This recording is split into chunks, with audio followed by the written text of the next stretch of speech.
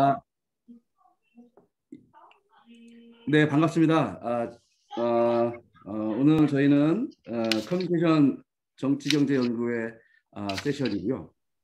그리고 주제는 커뮤니케이션 정치경제학의 현재성에 대한 두 가지 시선이라는 그런 주제를 잡아봤습니다. 그래서 오늘은 그 이제 저희 이 연구회에서 진행하고 있는 두 개의 출판 기획 관련된 그런 말씀들을 좀 나눌 건데요. 그래서 두 개의 책이 출간을 위해서 출간을 목표로 지금 이제 진행 중이기 때문에 두 가지 시선이라는 제목을 좀 잡아봤고요. 그리고 이제 그 두 가지 책은 이제 먼저 그고 김승수 교수님의 유고집 이제 포스트 커뮤니케이션 시대의 포스트 커뮤니케이션 시대의 커뮤니케이션 산업이라는 제목이었던 것 같은데요. 네, 그런 제목으로 이제 물론 가제인데 아직은 진행 중인 것으로 알고 있고요. 또 하나의 출간 기획의 과정에 있는 책은 커뮤니케이션 정치경제학의 이해라는 역시나 아직은 가제인 상태인데 이 두 개의 책이 지금 지필과 뭐랄까요 또 이렇게 유고집을 만들어가는 그런 과정 중에 있습니다. 그래서 오늘 순서는 이제 먼저 고 김승수 교수님의 유고집에 대한 그런 말씀을 들어보는 시간을 갖고 그리고 나서 이제 커뮤니케이션 정치대학의 이해 관련된 그런 이야기를 나누는 시간을 가질까 합니다.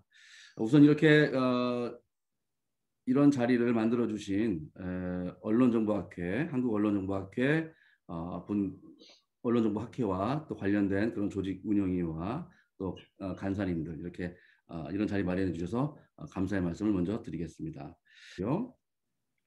그래서 저는 사회를 맡은 서명준이고 우리 학회에서 연구회장을 맡고 있습니다. 네, 그러면 먼저 아까 서두에 말씀드린 것처럼 신미선 순천향대 교수님께서 고 김승수 교수님의 유고집 발간과 관련된 말씀을 먼저 해주시면 좋을 것 같습니다.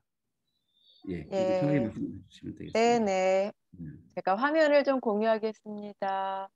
네. 예, 공유되셨나요? 예, 된 것 같은데. 네. 됐나요? 예, 그, 예, 지금 그, 김승수 교수가 그, 예, 공유되기 전에 마지막으로 준비한 책이 있었어요. 근데 그 책은 이제 그 여태까지 나왔던 그 처음부터 있었던 책들의 내용들을 제가 보니까 거의 총망라했던 책인 것 같아요. 그래서 한 원고를 본인 마련한 80% 정도를 완성을 했는데 그 마지막 완성을 하지를 못했습니다. 그래서 좀 늦게지만 또 제가 이쪽에 전문가가 아니고 전공 영역이 다르다 보니까 예 저희가 그 최은근 교수님이랑 김수정 박사님이랑 정현우 교수님 세 분이랑 해서 저랑 한 1년 넘게 중회의를 하면서 이 책들을 좀 다져가고 정리하는 그런 작업을 했습니다. 원래는 한 거의 1000페이지 가까운 분량이었는데 원고지로 지금 그 나남에서 일단 가판, 초판으로 이제 편집된 거로는 한 480매 정도 책이 되고 있습니다. 그래서 나남이랑 계약을 했고요. 지금 저희가 한 2교 정도를 다 꼼꼼히 봐서 지금 편집에 들어가 있습니다.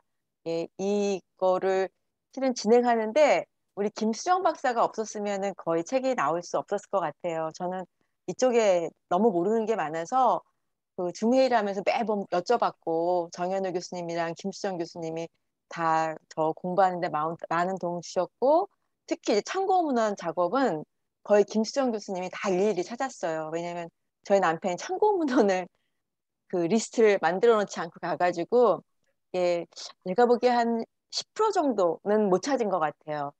근데 나머지 한 90% 정도까지는 원전 다 찾고 확인해가지고 아주 지난한 작업을 했습니다.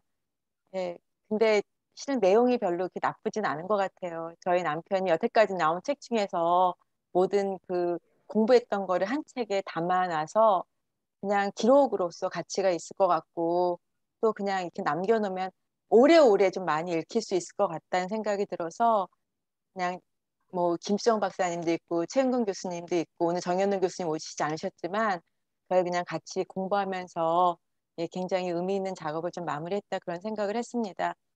음, 그 제가 이제 그 선 구매를 한 300번 정도를 했습니다. 6호집이라서. 그래서 그 책이 출판되면 이 정치 경제학 또 저희 자본주의 연구, 자본 연구에 그 저희 남편이 굉장히 애정이 많았던 연구회고 공부방이고 그래서 제가 그 원하시는 모든 분들께 그 책을 같이 함께 나눠서 읽어봤으면 좋겠습니다. 저희가 지금 제목을 좀 고민을 했어요. 저희 남편이 남긴 제목은 서 박사님이 말씀하신 것처럼 포스트 커뮤니케이션 시대의 커뮤니케이션 산업이라는 이제 그런 제목이었는데 약간 올드해서 우리 최수정 교수님께서 약간 카피 문구를 해서 예, 포스트 커뮤니케이션 시대를 말하다. 그래서 이제 요 밑에다가 미디어 지식인 김승수의 기록 2017. 왜냐하면 여기 이 책의 모든 내용은 거의 2017년까지 정리가 된 내용이었습니다. 근데 저희가 정리하면서 필요한 부분은 정리자 주로 해서 각 줄을 담아냈거든요. 그러나 원래 내용은 2017년에 이렇게 머물러 있어서 그 기록적인 의미가 있다고 그래서 지금 제가 한 네 가지의 제목을 했어요. 그러니까 포스트 커뮤니케이션 시대를 말하다는 이제 그대로 가고 그 밑에 뭐 미디어 지식인의 기록 이라고 할 수도 있고요. 미디어 지식인 김승수의 기록 이렇게 들어갈 수도 있어서 이제 그런 부분은 출판사에서 결정해 달라고 보낸 상태입니다. 어떻든 간에 그냥 저희로서 할 수 있는 걸 한 것 같고요. 제가 오늘은 그 목차를 목차를 이렇게 정리해 봤어요. 1장부터 9장까지 있습니다. 그래서 1장에서는 커뮤니케이션 역사의 분화 제가 좀 정리했고요. 2장에서는 자본주의 이전의 커뮤니케이션 이게 이제 장르는 한 장인데 분량은 굉장히 많아요. 그러니까 거의 한 100페이지 정도가 됩니다. 그리고 3장에서는 자본주의와 커뮤니케이션, 4장은 포스트 커뮤니케이션의 전개, 그리고 5장은 무인 자본주의, 6장은 미디어 사람들의 변화. 그러니까 저희 남편은 이제 그 미디어 노동자라고 표현을 했는데 여기에는 뭐 미디어 엘리트도 있고 미디어 공공지식인도 있고 노동자도 있어서 그냥 제가 좀 소프트하게 미디어 사람들의 변화라고 이렇게 좀 제목을 바꿔봤습니다. 그리고 7장은 문화 제국주의와 기술적 지배. 12장이 가장 완성도가 떨어지는 장이었어요. 분량이 너무 작았는데 최은경 선생님께서 그 저희 남편이 이 관련된 논문들을 다 보고 예, 좀 이렇게 완성을 해주셔가지고 예, 굉장히 고생을 많이 해주셨습니다. 그리고 8장은 수용자의 기술 소통 혁명. 그래서 9장은 이제 새로운 사회, 새로운 커뮤니케이션의 주요 이슈들인데 여기서는 뭐 공영방송 지배 이슈부터 해가지고 현재 우리가 많이 관심을 갖는 미디어 어젠다들을 갖다가 하나하나 짚는 그런 서술을 하고 있었습니다. 그래서 이렇게 9개 장으로 구성되어 있고요. 예, 1장에서는 예, 이렇게 커뮤니케이션 진화, 역사 미디어, 시장 미디어, 개근 미디어, 문화 제공 미디어, 디지털 미디어까지 해서 시간의 흐름에 따라 정리를 했고요. 저희가 이제 이거를 머덕 선생님께서 이 책의 출간을 축하한다는 그 메시지를 보내주신다고 그래서 각 장별로 요약을 해봤습니다. 그래서 일장에 담긴 내용은 자본주의 발전의 역사 속에서 미디어가 어떻게 발전해 왔는지를 설명하고 있습니다. 저자는 한국 사회를 미디어 자본주의로 규정하고 있습니다. 미디어 자본주의란 미디어가 언론 권력이 되어 자본주의의 축적을 촉진하고 불합리한 권력 질서를 정당화하며 수용자 대중을 정치적, 이념적, 문화적으로 제압하는 그런 사회를 말합니다. 그리고 미디어 자본주의는 재벌, 미디어, 권력 복합체가 주도한다고 그렇게 보았습니다. 그래서 이런 내용이 담겨 있고요. 어, 2장에서는 이제 이렇게 역사예요. 근데 저는 그 2장을 읽으면서 저희 남편의 학문적 세계가 참 깊다라는 생각을 굉장히 많이 했습니다. 그러니까 미디어 쪽 참고 문헌뿐만 아니라 역사적인 거, 해외 문헌, 중국 문헌, 일본 문헌들이 다 총망라되어 있어서 이렇게 목차를 보시면 그냥 이렇게 굉장히 평이한데요. 그 안에 내용을 보시면 예, 굉장히 재미있게 역사를 공부하는 그런 느낌입니다. 그러니까 역사로 본 미디어인데 이게 뭐 우리나라의 벽보부터 시작해서 뭐 깃발부터 시작해서 다양한 소통 매체들을 예, 다 망라했다고 보시면 되겠습니다. 그래서 요 장은 정현우 교수님이 정리를 잘 해주셨는데요. 이 장에서는 고대에서부터 자본주의가 이식되는 대한민국 수립 이전까지 커뮤니케이션 양식의 진화 과정을 살펴보았고요. 일관되게 민족적 관점으로 접근하였고 지배층과 외세에 의한 억압과 수탈로 점철된 역사를 정치적, 사회적 맥락을 통해서 해석하고자 했습니다. 예, 그래서 그 아주 그냥 그 잘 읽히는 장이 저는 개인적으로는 이 장이었습니다. 예, 3장은 자본주의와 커뮤니케이션인데, 예, 뭐 자본주의에서 말할 수 있는 커뮤니케이션 유형들을 이렇게 분류했습니다. 뭐 상품으로서의 미디어, 뭐 광고, PR, 의식의 통제자로서의 미디어, 뭐 소통 민주주의, 이제 그맨 마지막에는 이제 풍문으로서의 미디어, 근데 가짜 뉴스 문제까지를 다루고 있습니다. 그래서 제가 이렇게 정리를 한 거는 저자는 다양한 커뮤니케이션 미디어의 역할을 비판적으로 고찰하고 있다. 광고로서의 미디어 역할에 대해 또 사람들의 의식을 통제하고 조정하는 미디어, 지배계급의 이데올로기를 대변하는 미디어, 민주적 여론 형성 기능을 하는 미디어, 그리고 사람들의 일상을 지배하는 생활자본 미디어, 또 풍문을 생산하고 확산하는 역할을 미디어에 주목했다라고 해서 간단히 이렇게 정리를 했습니다. 4장이 참 재밌더라고요. 저는 네, 포스트 커뮤니케이션의 전개를 다뤘는데 이 세 번째 파트에서 포스트 커뮤니케이션의 속성을 이윤 유일신, 독립성의 상실, 언론 권력의 분산, 기술 의존성 증대와 시장 확장, 공공 철학의 파탄, 국가의 무능과 무책임, 미디어 변동의 상업 이거를 이제 그 김승수 교수는 포스트 커뮤니케이션의 속성으로 예, 이야기를 했습니다. 우리 김수정 교수님께서 정리를 잘 해주셨는데요. 4장에서는 역사와 기술의 발달에 따라 고전적 커뮤니케이션에서 포스트 커뮤니케이션 시대로 진화해가는 과정을 설명하고 있습니다.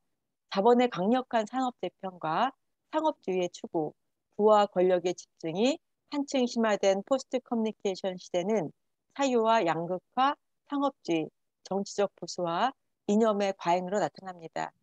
새로운 커뮤니케이션 기술과 미디어 산업의 성장과 발전은 그 자체로 소중한 성과이지만 공공성, 공익성과 같은 고전적 커뮤니케이션 가치까지 심각하게 훼손되는 상황을 내버려 두고 있습니다. 예, 그러면 안 되겠죠. 그래서 이런 내용을 담고 있습니다. 5장은 이제 무인 자본주의의 이야기를 담고 있는데요. 예, 새 상품, 새 노동의 변증법으로 인공지능, 로봇, 빅데이터.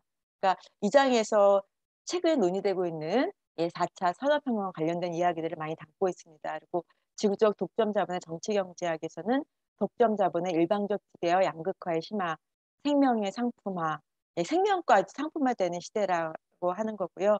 국가의 공공성은 급속하게 후퇴하고 있고 노동은 파괴되어 있다. 뭐 그런 내용을 담고 있습니다.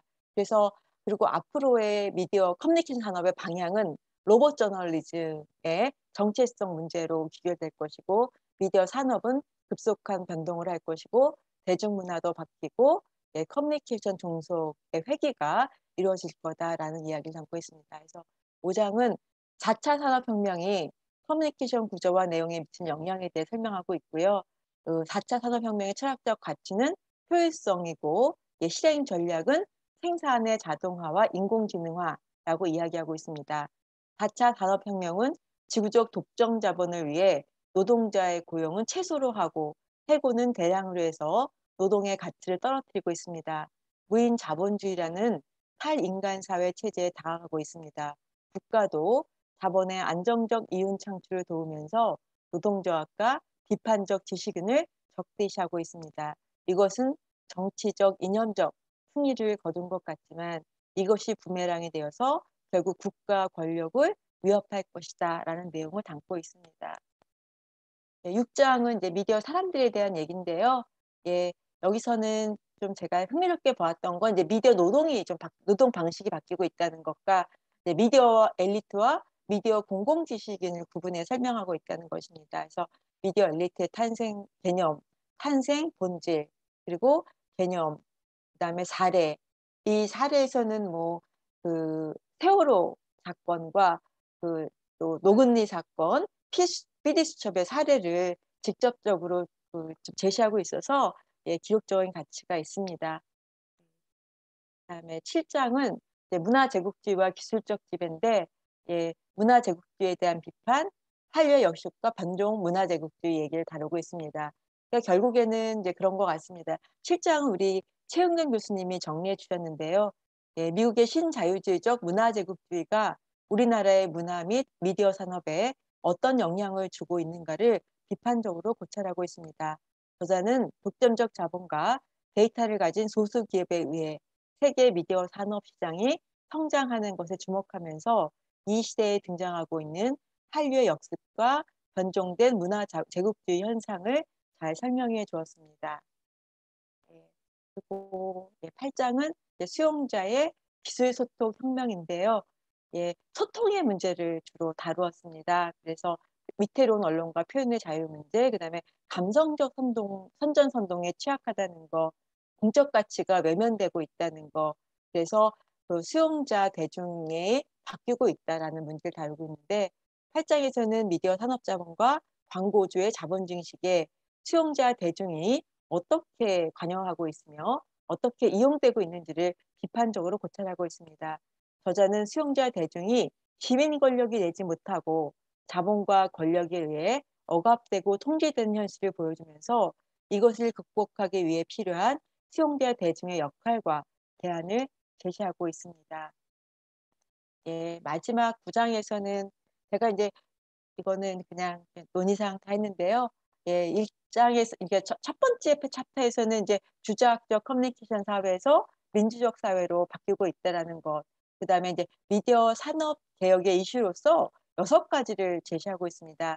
미디어의 민주적 지배, 미디어 산업의 구조 및 이념 개혁, 그다음에 공영방송 제자리 찾기, 공공성, 공익성의 실체화, 지역 미디어의 충실화, 그다음에 4차 산업혁명의 명암, 노동가치의 폭락 이런 문제를 제시했고요.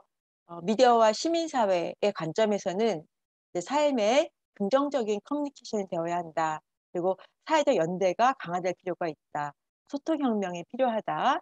대중문화 시장을 개혁해야 된다. 저작권의 탈상품화가 필요하다라는 이야기를 했습니다. 그래서 저자는 미디어 및 정보의 정의를 세우는 것이 굉장히 중요하고 이를 통해 한국 사회는 사회적 커뮤니케이션 공동체로 거듭날 수 있다고 그렇게 보았습니다. 저자는 사회적 커뮤니케이션 공동체는 자상과 양심의 자유, 언론 표현의 자유가 보장되는 사회로 미디어 산업 개혁을 통해서 시민사회의 복원이 가능하다라고 이렇게 주장하고 있습니다. 예, 이렇게 해서 아주 간단하게 1장부터 9장까지의 내용을 예, 말씀을 드렸습니다. 예, 들어주셔서 감사합니다.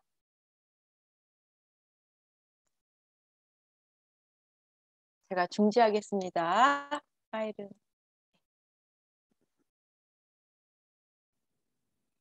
네, 신 교수님 말씀 감사합니다. 저희 연구에 주로 저희 연구에 계신 그 선생님들께서 이 유고집 작업을 해오신 걸로 알고 있었고 또 이렇게 오늘 그 사모님이신 신미선 교수님께서 직접 이렇게 그 내용을 말씀해 주셔서 더 뜻깊은 자리였던 것 같습니다.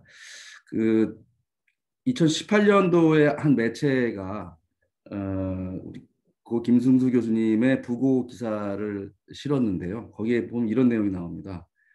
그 부고의 제목은 언론산업연구 언론계약 매진한 김승수 교수 이렇게 되어 있고요. 그리고 이제 그 내용을 제가 잠깐 읽어보면 김승수 교수는 한양대 신문학과를 나와 영국 레스터 대학에서 언론학 박사학위를 받았다. 김 교수는 평생 언론 경제학에 근거해 미디어 산업의 소유 구조와 독과점 시장 흐름을 연구해 왔다. 김 교수는 KBS 책임연구원, EBS 시청자위원회 위원, 한국방송학회 부회장, 언론개혁시민연대 정책위원, 전북민원연 정책위원장, 한국언론정보학회장을 역임하며 언론개혁운동에도 적극 목소리를 냈다. 이런 내용들이 나옵니다. 저는 이제 그 오늘 신 교수님의 이렇게 말씀을 들으면서 좀 굉장히 뭐랄까요, 더 보다 더 뜻깊은 그런 이 출판 기획이라고 생각되는 것이 뭐랄까요?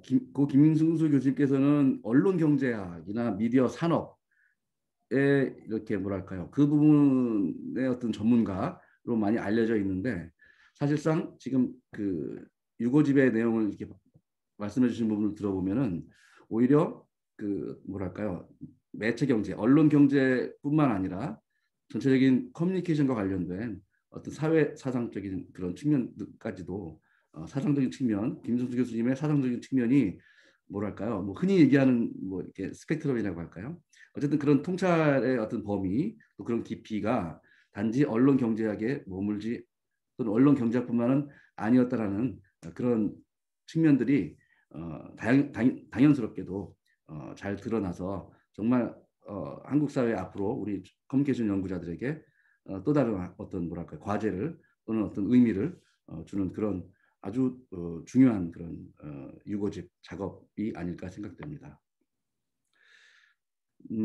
혹시 지금 이 신미선 교수님의 말씀에 대해서 토론을 하고 말씀 나누시고 지나갈까요? 아니면은 진행한 다음에 한꺼번에 라운드 테이블 형식으로 그렇게 진행을 하는 게 나을까요?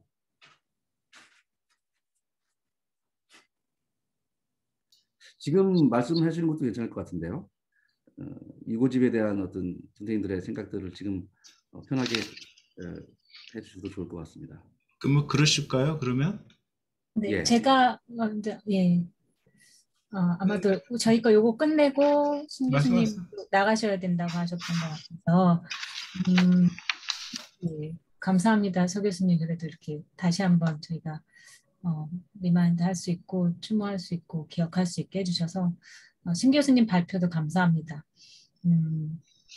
사실 작업을 한 1년여 좀 넘었던 것 같아요. 처음에 저희 아예 초고 받아서 그렇게 챕터하고 할 때로 치면 1년도 훨씬 더 거의 한 2년 된 것 같아요. 제가 전남 내려가자마자 여기 한다고 했을 때였으니까 2년도 넘었던 것 같은데 그 기간 동안 저는 사실 저도 가끔 생각만 해도 울컥한데 그 모든 순간을 그래도 이렇게 또 강인하게 잘 버텨주신 심 교수님한테 감사드리고 또 같이 함께해 주신 선생님들 보이시게 안 보이시게 다 같이 함께해 주셔서 너무 감사하고 의미 있는 작업에 어떻게든 또 저희 연구부에서 나올 수 있어서 다시 좀 이제 조금 분위기 들어가면 저는 오히려 이제 한 교수님 그다음에 김 교수님 다 다른 선생님들 저희 아마 발표 들으시면서 이게 너무 생소한 키워드들 이거 어떻게 하지 막 이렇게 궁금해하실 것 같아서 책 보면 사실 이제 그 고민 한 2년여 동안에 이렇게 저희가 나름 시간을 한다고 하면서도 했던 게 예를 들면 수용자 대중이란 거 그러니까 그 초고를 봤을 때 느낌이 김성주 교수님을 전혀 모르는 게 아니라 이제 저희가 그 이전에 발표나 논문이나 토론이나 회의를 통해서 많은 보셨던 모습을 통해서 이제 저희가 의역 아닌 느낌을 막 느끼려고 하니까 수용자 대중을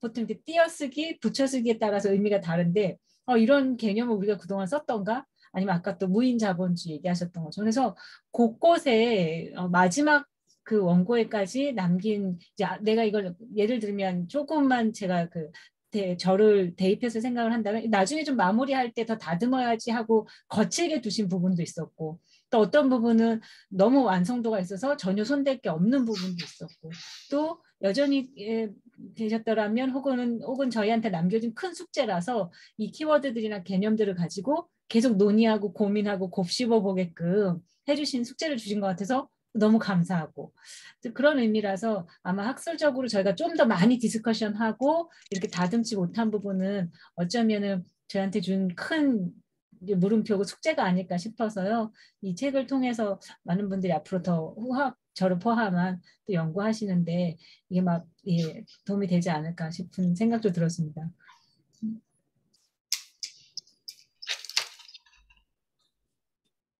예, 조 교수님 말씀 감사합니다. 우리 김수정 박사님도 너무 많이 했었는데 한마디 하시죠. 네, 저는 짧게 하겠습니다. 2017년 기록이라고 했는데요. 현재까지도 되게 유효한 개념들이 많이 등장해서 사실 깜짝 놀랐었거든요. 뭐 가짜뉴스라든지 허위 정보 문제도 이렇게 예견을 하셨었던가라는 생각이 들었었고, 생명까지도 효율성에 의해서 이렇게 지배될 거라는 그런 이제 상황들, 발상들도 말씀해 주셨고, 문화제국주의 역습까지도 그 당시에 이미 말씀을 하셨던 부분이 있어서 사실 읽으면서 공부가 됐었습니다. 우리나라 그 커뮤니케이션 산업의 역사, 그리고 진화 과정, 그리고 공공성과 공익성의 가치를 앞세우는 특히 여기서 좀 제가 주목했던 부분은 미디어 공공 지식인이라는 개념이었거든요. 그래서 미디어 지식인이라는 그 가치를 김 교수님께서 우리들한테 좀 남겨주신 것 같다라는 생각에서 좀 의미가 있었다. 그런 작업이었습니다. 네. 네, 한동숙 교수님 이제 마이크. 네. 예. 글쎄 오늘 또 이렇게 그 승수형 말씀들을 나누니까 참 보고 싶은 그런 생각이 드는데, 아까 로봇 저널리즘 말씀하셨는데 꽤 됐어요. 동국대학교 그 신문방송학과 20주년 창립 20주년 기념 세미나를 하는데 이제 저도 초대를 받았고 승수형도 초대를 받아서 그래서 갔을 때 처음으로 그때 서울대 이준환 교수죠. 이준환 선생이 로봇 저널리즘 발표를 하니까 옆에 이제 김승우 선생이 옆에 앉아 계셨는데 화를 버럭버럭 내시더라고요. 아니 저널리즘을 말이야 기계가 한단 말이야 뭐 이러면서 그랬던 기억이 납니다. 저는 사실 그 김승우 선생님 글을 뭐 굉장히 많이 뭐 자의반타의반 읽었죠. 뭐 그 심사도 늘 제가 하게 되고 그런 대선배신데, 그래서 그 학문적인 흐름 같은 것을 나름 그래도 잘 이해하고 있다고 생각을 하는데요. 그 김승우 선생님 뵈면은 그 촘스키와 같은 그런 이제 뭐랄까요, 인생 역정이랄까 이런 것이 좀 생각이 나요. 촘스키가 대단한 이론가였지 않습니까? 이론가였다가 이제 말년으로 가면 갈수록 어떤 실천형 학자로 바뀌죠. 그래서 책들이라든가 이런 것들을 보면은 좀 교육형 그런 글들, 좀 그 허만하고 썼던 그 manufacturing consent 이런 것들을 보면은 대중들에게 잘 알리고자 하는 그런 의지들이 굉장히 이렇게 강렬하게 드러나는데, 김승우 선생님도 그러셨던 것 같아요. 제 생각입니다. 그래서 후기의 저작들을 보면 어떻게 일반인들에게 또 후학들에게 좀 잘 교육을 해낼 수 있을까 하는 그런 생각이 있지 않으셨을까 하는 생각이 좀 드는데, 여러 가지 이유가 있었다고 생각이 됩니다. 저는 이제 초기 저작에 굉장히 주목하는데, 왜 그러냐면은 김승우 선생님의 초기 저작을 보면은 지금 생각하더라도 참 놀랄만한 이론가였다 이런 생각이 듭니다. 제가 다른 선생님들도 마찬가지시겠지만은 중국 학생들 참 많지 않습니까? 그래서 이제 중국 학생들에게 이제 강의를 하면서 이제 우리나라 그 저널리즘 이론이라는 게 자유주의 이론에 기초한 것이기 때문에 유학생들이 굉장히 혼란스러워합니다. 그래서 이제 사회주의 저널리즘이라든가 중국 언론에 대해서 설명을 하는데, 이 과정에서 중국의 현 체제에 대한 논의, 또 뭐 이런 얘기를 하다 보니까 이제 김승우 선생님 김 선생님의 이론적인 어떤 그런 논의에 대해서 자연스럽게 설명을 하게 되죠. 지난 시간에, 바로 전 시간이었어요. 지난주에 제가 마켓과 마오이즘 사이에서의 논의를 설명을 하는데, 오늘입니다. 오늘 놀랍게도 어떤 중국 박사과정 학생이 논문을 이렇게 쓰면 어떻겠냐 하고서 이제 가지고 왔는데, 중국에서 인더스트리얼 컨플릭트가 일어난다는 거예요. 근데 이것을 중국 언론이 어떻게 보도하는지 분석을 하겠다고 그러더라고요.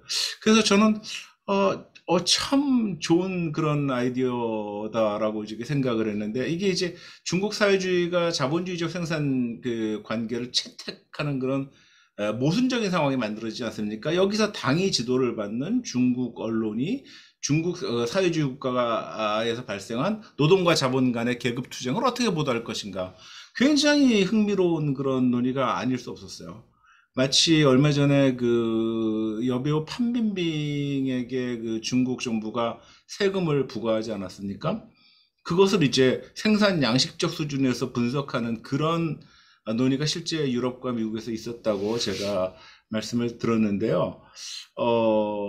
그 학생 논의를 이렇게 들으면서, 야, 김승 선생님에 대해서, 그 연구에 대해서 내가 이렇게 간략하게 설명을 했는데, 이것을 받아가지고 이렇게 훌륭한 연구로, 그렇게, 그 연구를 할 수 있는 그런 인사이트를 줄 수 있었구나 하는 그런 생각을 하게 됐죠. 근데 이것은 왜 그런 일이 발생할 수 있냐면은, 왜 이런 이제 연구가 후학들에게도 이어질 수 있냐면은, 김승 선생님이 초기 저작을 보면 사적 유물론에 대해서 굉장히 잘 알고 있어요.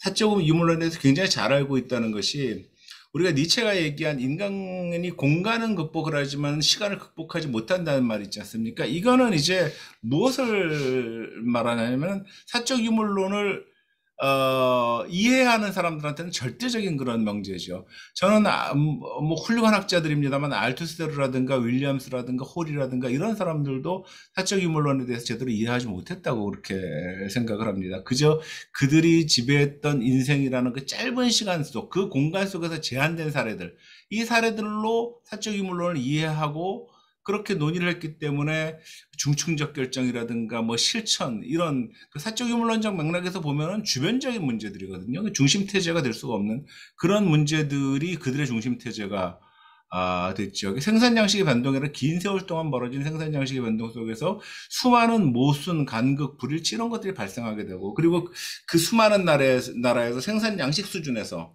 어떤 변종, 변이 이런 것들이 나타난다는 사실, 이런 것들을 제대로 이해하지 못했다고 생각이 듭니다. 시간을 극복하지 못하는 것이죠. 그런데 승수형 그 저작을 보면 그런 부분에 대해서, 저는 그 논문도 아니었는데 제가 기억나는 것으로 한양대학의 학부에서 나오는 그 크로노스라는 잡지가 있습니다. 거기에 그 청년 김승수가 썼던 그 몇 페이지짜리 그 변증법적 유물론과 사적 유물론에 대한 글이 있어요. 굉장히 좋습니다. 지금 어딘가에 제가 보관하고 있는 것 같은데, 아주 잘 이해하고 있었다. 정말 잘, 뭐랄까, 그 사적 유물론의 핵심에서, 그 논의를 전개하고 있는 것을, 볼 수가 있었습니다. 그, 김승 선생님이 청년학자 시절을 돌이켜보면, 그 소비에트 블록이 이제 무너져 가던 시절 아니에요. 그 글라스노스트, 페레스트로이카. 그래서 전 세계가 뒤흔들리던 어떤 그런 시기였고, 그때 뭐 지나고 나면 프란시스 후쿠야마 같은 사람들이 이데올로기적 종언이니 역사적 종언이니 이런 얘기를 하기도 합니다. 그 와중에서 많은 학자들이 막시즘을 포기했고요. 또 실패한 이론 취급을 하기도 했고, 또 많은 수정주의적 경향들이 나타나기도 했죠. 저는 그 가운데서 이런 이론들을 펼쳐나갔다는 것이 참 대단하다. 저는 중국 이론가들도 참 대단했고, 그것을 연구했던 김승 선생도 참 대단했다, 이런 생각이 드는 거죠. 그게 뭐냐면은 생산력과 생산관계의 모순이 충족되지 않은 상태에서 중국혁명이 발생하지 않습니까? 그 사적 유물론의 원론으로 회귀하는 그런 사회주의 초급 단계론, 김승 선생님의 저작에 나옵니다. 나오는 얘기예요. 제가 책이 정확히 기억은 안 나는데, 그 사회주의 초급 단계론을 제시를 하고, 그러니까 이론적 실패를 경험을 했으니까 이제 이론을 다시 들여다본 거죠.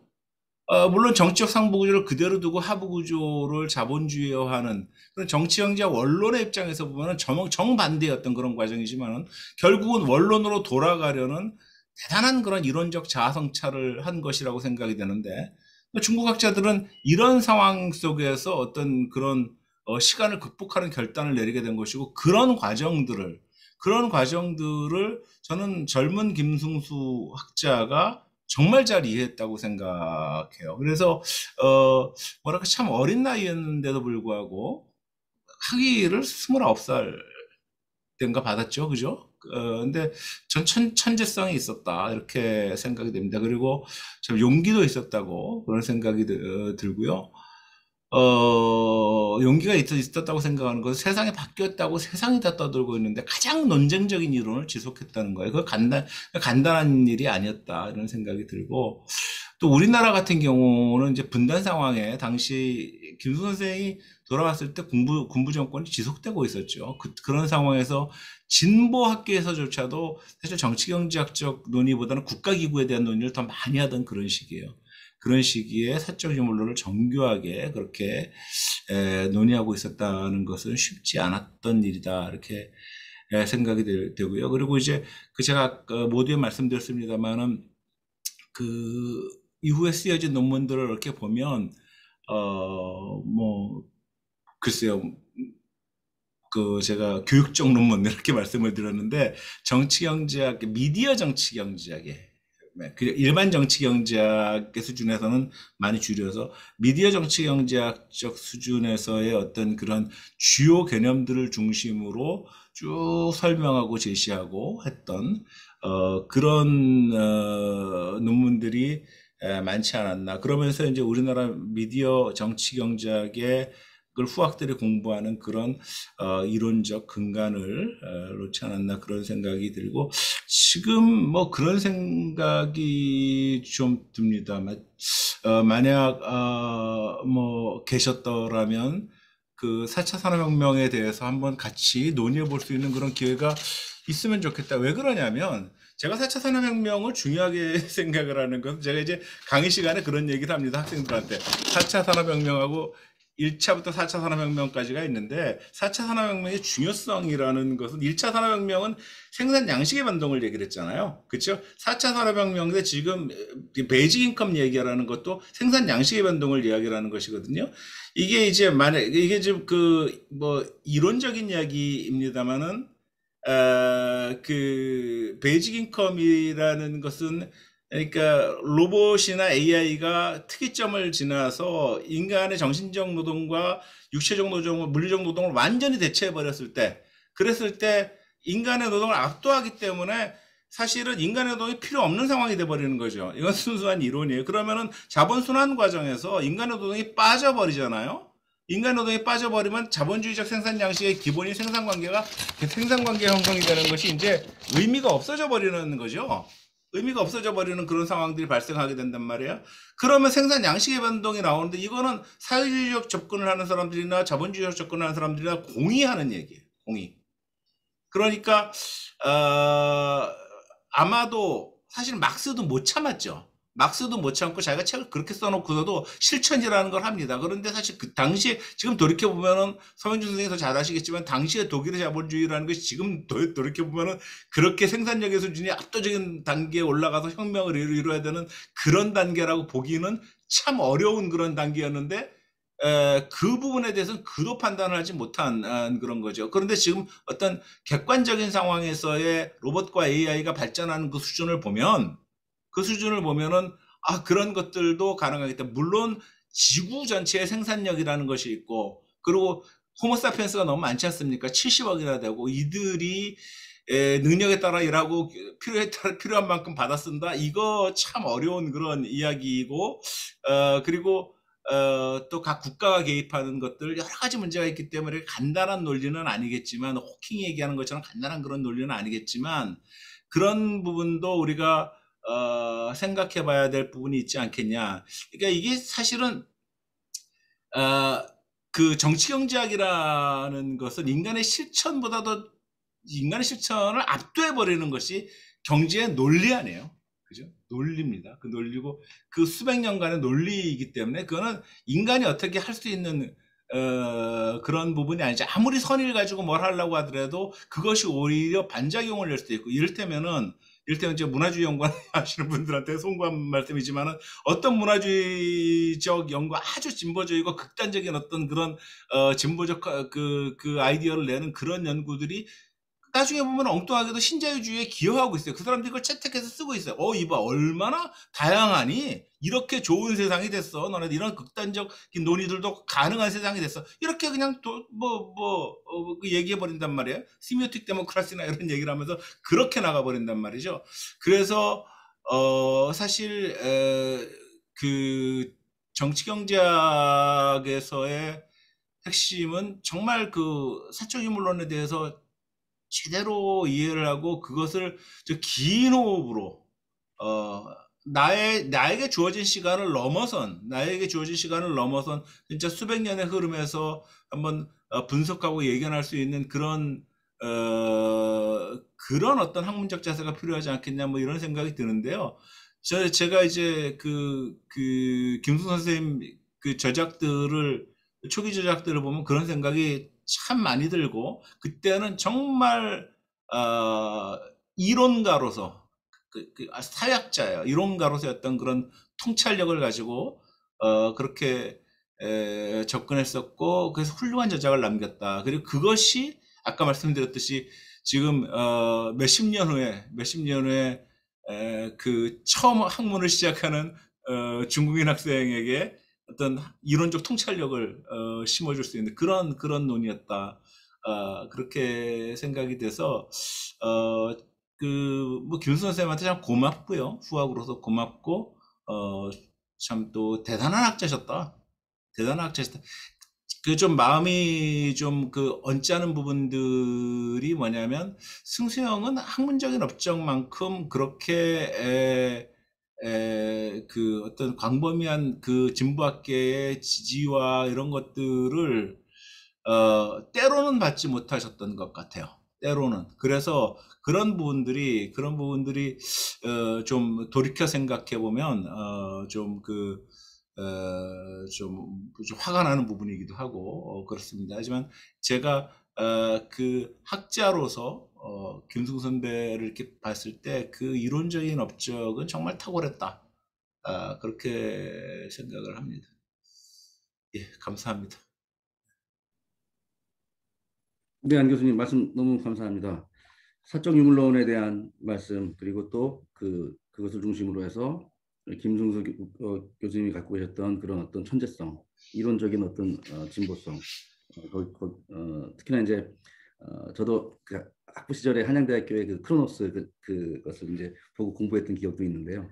거기 그때부터 담겨 있던 어떤 중요한 어떤 사상적 맹아들, 그런 측면까지도 이렇게 말씀해 주시고, 그리고 더 나아가서 중국 학생들이 오히려 김승수 교수님의 그런 어떤 사상으로부터 본인들의 어떤 사회발전 운동력을 한번 이렇게 또 반추할 수 있고, 또 뭐랄까요, 거기서 또 어떤 대안을 찾을 수 있는 그 정도까지도 그 김승수 교수님의 그런 어떤 학문적인 목적들이 빛을 발하고 있는 건 아닌가. 지금도 계속해서 그 의미가 깊어지고 확장되고 있는 그런 과정이 아닌가. 그런 과정에서 나타난 그런 뭐랄까요, 하나의 역작이 또 이번에 나오게 될 유고집이 아닐까라는 생각을 하게 됩니다. 네, 말씀 너무 감사하고요. 혹시 또 관련해서 말씀하실 분이 계실까요? 저도 그냥 간단하게 한마디만 보태고 네. 싶은데, 사실 편찬하시기 전에 책 읽는 모임 같이 오래 하면서 정말 많이 배웠던 것 같아요. 근데 진짜 김 교수님 가시고 나니까 어떻게 보면 또 모임이 지지부진해지고 뭐 이런 것도 김 교수님 안 계시니까 이게 진짜 구심점을 좀 잃어버린 게 아닌가, 그런 느낌이 많이 들고요. 마지막에 저희들 토론할 때 김 교수님께서 중국 이야기를 굉장히 많이 하셨어요. 나중에 이야기할 때. 그래서 저는 좀 착각했었어요, 사실은. 김 교수님 혹시 중국에서 무슨 공부를 하셨나? 그렇게 착각할 정도로 정말 중국 이야기를 많이 하셨어요. 그래서 그때 많이 하셨던 이야기가 중국 이야기하고 역사 이야기를 그렇게 많이 하시더라고요. 그때 역사 이야기를 굉장히 많이 하시고, 그 다음에 이제 제일 많이 하신 게 미디어, 지금 우리나라 미디어 틀림없이 이 공공성을 어떻게 해볼 것인가, 그 이야기를 굉장히 많이 하시더라고요. 그래서 저는 이번 저작에 그런 내용들이 좀 많이 들어가 있는 것 같아서 너무 반갑고, 정말 많이 생각이 납니다. 챙겨주신 것 같고, 그래서 하여튼 생각이 많이 납니다. 그래서 하여튼 책을 보게 돼서 너무 반갑습니다. 너무 고생들 많이 하셨습니다. 네. 예, 말씀 감사합니다. 세션 2가 되겠는데요. 말하자면 저희 연구에서 출판 기획 출판 하고 있는 커뮤니케이션 정치경제학의 이해라는 제목으로, 과제지만 아직 정해진 건 아니지만 그 내용으로 이제 저희들이 준비한 내용을 공유하는 그런 시간을 갖도록 하겠습니다. 그럼 먼저 그 책의 뭐랄까요, 에필로그 격에 해당하는 부분을 임동욱 교수님께서 말씀을 해주시면 좋을 것 같습니다. 예, 교수님 부탁드리겠습니다. 예.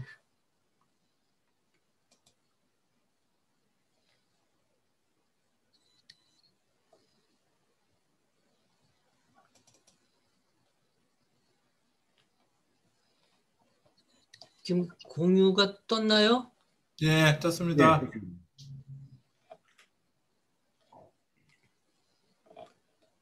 자, 그러면은 제가 지금 이제 이어서 그 이야기를 하겠습니다.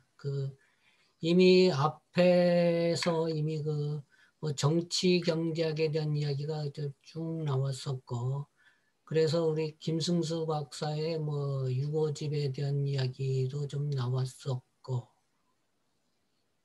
그래서 뭐 저도 사실은 제가 뭐 이제 재작년이 되겠죠. 재작년에 저도 김승수 박사의 원고를 받아들이면서 그 작업을 갖다가 어떻게 했으면 될 것인가 하고 처음에 제가 이제 원고를 받아서 고민을 상당히 좀 하고 있던 차에 이것이 그냥 어떤 그 당시에 이제 어떻게 해야 될 건가 지지부진 하던 차에 이제 저희가 커뮤니케이션 정치 경제학의 이해를 내기로 이제 하면서 저는 이제 이것에 상당히 이제 집중을 하다 보니까 제가 김승수 박사의 원고에 대해서는 거의 관여를 하지 못했습니다. 그래서 그 부분에 대해서는 제가 이제 개인적으로 좀 미안하게 생각을 하고 있고요. 그래서 이제 어찌됐든 그래서 이제 우리가 이런 커뮤니케이션 정치 경제학의 이해라는 제목으로 책을 좀 내기로 이미 몇 년 전부터 그것을 논의를 하다가 이것 역시 또 상당히 지지부진해 가지고 제가 올해 초, 그러니까 작년 말에 제가 또 제안을 해 가지고 이것을 전체 연구회에서 진행을 하다 보면 잘 안 될 것 같아서 제가 소모임을 한번 꾸려가지고 하고 싶은 사람을 이 글을 좀 쓰는 것으로 하면 어떻겠느냐라고 하는 제안을 하면서 이 책을 이제 진행을 하게 됐습니다. 그래서 뭐 사실 뭐 정치 경제학에 대한 것들은 여기 초반에 여기 좀 나오고 있습니다만은 그래서 원래 정치 경제학은 17세기 초와 중엽 유럽에서 등장을 했습니다. 그래서 그때까지의 학문이라는 것이 거의 신 중심의 학문에서 이제 인간 중심의 학문, 다시 말해서 인본주의로 넘어가는 영역에서 경제학이라는 것도 상당히 발달을 하게 됐습니다. 그래서 맨 먼저 그래서 이제 이것이 떨어져 나온 것들이 철학이라든가 신학이라든가 이런 것들이 신학은 그냥 예전엔 다 신학 속에 있었던 것이 이제 거기에서 이제 떨어져 나오면서 거기에서 이제 먼저 뭐 행정학이라든가 회계학, 경영학 이런 것들이 예전에는 다 교회를 어떻게 운영할 것인가에 관한 것들에 관한 것에서 이제 이것이 전문적인 영역으로 떨어지게 됐습니다.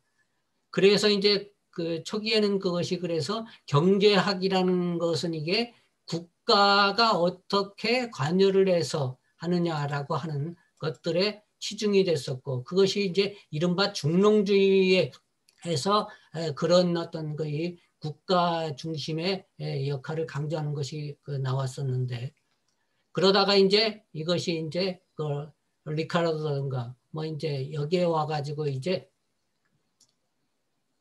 정치 경제학이라는 이야기를 좀 하게 됐습니다. 그래서 이제 정치 경제학이 리카르도라든가 그다음 존 스튜어트 밀이라든가 뭐 이런 것에서 발전을 했던 것이 그것이 이제 뭐 이렇게 저렇게 이제 정치 경제학이라는 이름을 붙여서 온 것들이 이른바 이제 고전 경제학에서 얘기를 했던 것이죠. 이제 그것을 구체적으로 좀 더 연구를 한 것이 카를 막스가 이것을 발전시켜 가지고 그것을 정치경제학이라는 것으로 발전을 했습니다.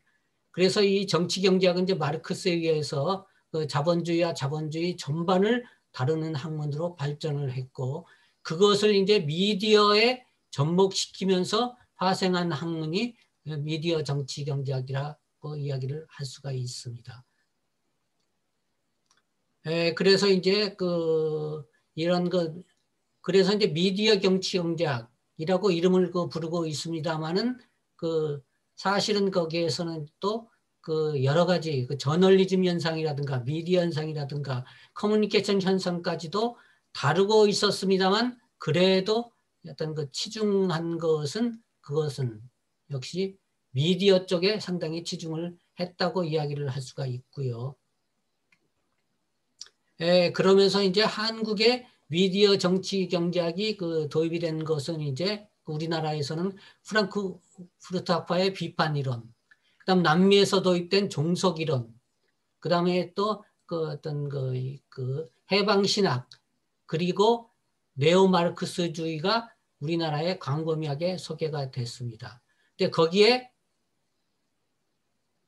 미디어에 영향을 미친 것은 프랑크푸르트 학파의 어떤 비판 이론이었죠. 그런데 그 당시에 프랑크푸르트 학파의 비판 이론은 그것이 문화산업이라든가 그다음에 이데올로기의 영역을 다루는데 국한됐습니다. 그러다가 이제 우리나라의 미디어 정치 경제학이 소개된 것은 처음으로 이제 이상희 돌아가신 이상희 선생님이 커뮤니케이션과 이데올로기라는 것을 그 당시에 이제 이제 편집을 해서 발간을 했었고, 그 다음으로는 이제 현대자본주의와 매스미디어 강상호 이올락 선생이 편집해서 낸 것, 거기에 또 김승수 선생이 이제 커뮤니케이션 정치학을 거기에서 어떤 글을 써서 그때 우리나라의 최초로 커뮤니케이션 정치 경제학이라는 것을 이론적으로 소개를 했었습니다. 그러다가 그러니까 저도 이제 귀국을 했고 이제 김승수 박사도 이제 귀국을 해가지고 저희가 그때 처음으로서 이제 손을 댄 것이 한국 언론의 정치 경제학이라는 것을 우리나라에서 최초로 어떤 모음집 글들을 내 가지고 거기에서 또 역시 김승수 선생이 커뮤니케이션 정치 경제학을 소개를 했었고, 김항석 선생이 그래서 이데올로기 부분을 소개를 했었고, 제가 문화제국주의를 소개를 했었고, 그 다음에 이제 지금 여기에도 같이 우리가 이제 참여를 했었던 이진로 선생, 정연우 선생, 그 다음에 또 그다음 정용준 선생, 문정대 선생, 이런 사람들이 주로 한국의 신문 산업을 정치 경제학적으로 소개하는 글들을 냈었습니다. 그러다가 이제 그 이후에는 이제 그래서 어떤 커뮤니케이션 정치 경제학이라고 이름 붙여진 책들이라든가 글들이 아주 쭉 간헐적으로 소개가 되기도 했었습니다.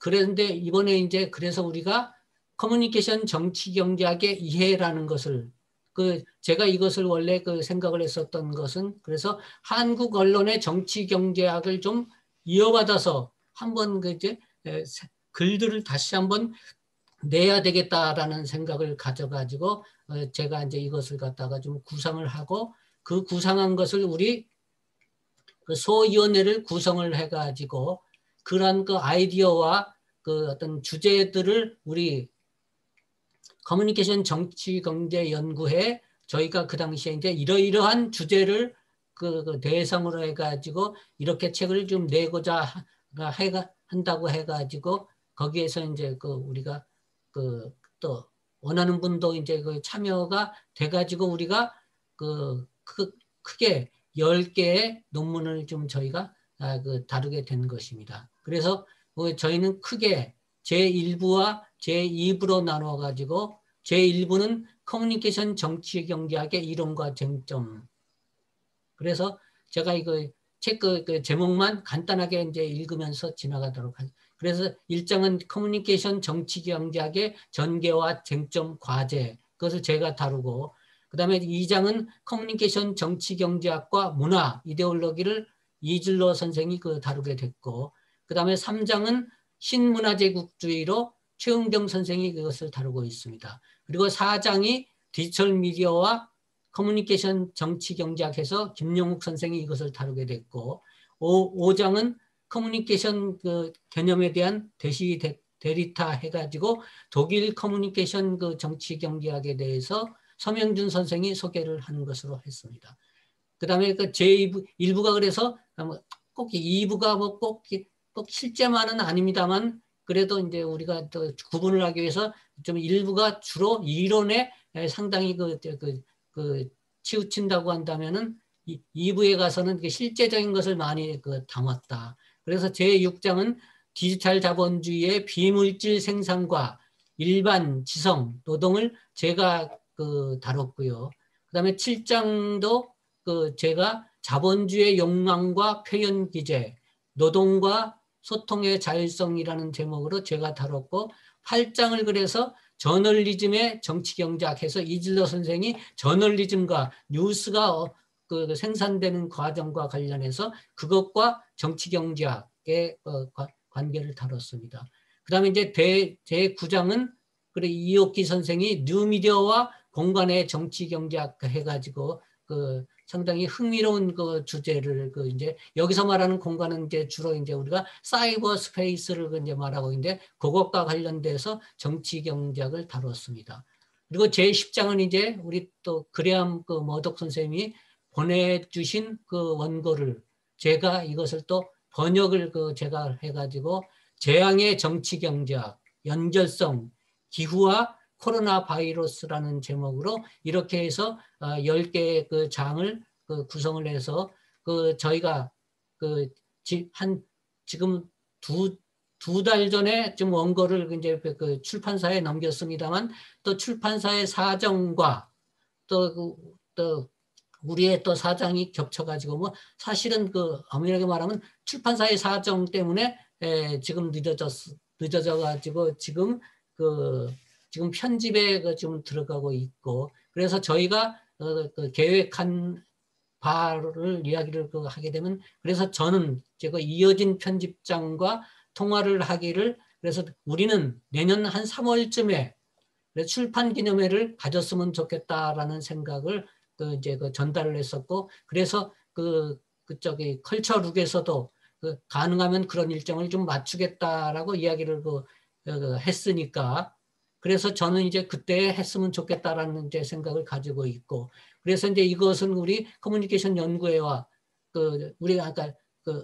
연구회에서 아마 출판 기념회를 가졌으면 좋겠다는 생각을 가지고, 아까 보니까 오히려 우리 김승수 선생의 책도 이미 더 우리보다 더 빨리 진행이 되고 있는 것 같으니까, 저는 그래서 그것까지를 묶어가지고 내년 한 봄쯤에 2개의 책을 우리 커뮤니케이션 연구회가 약간 주관을 하는 걸로 하되, 우리 언론정보학회 내지는 전체 언론학계를 대상으로 해서 한번 2개의 책을 가지고서 한번 출판 기념을 했으면 어떤 게 있냐라는 생각을 가지고 있고요.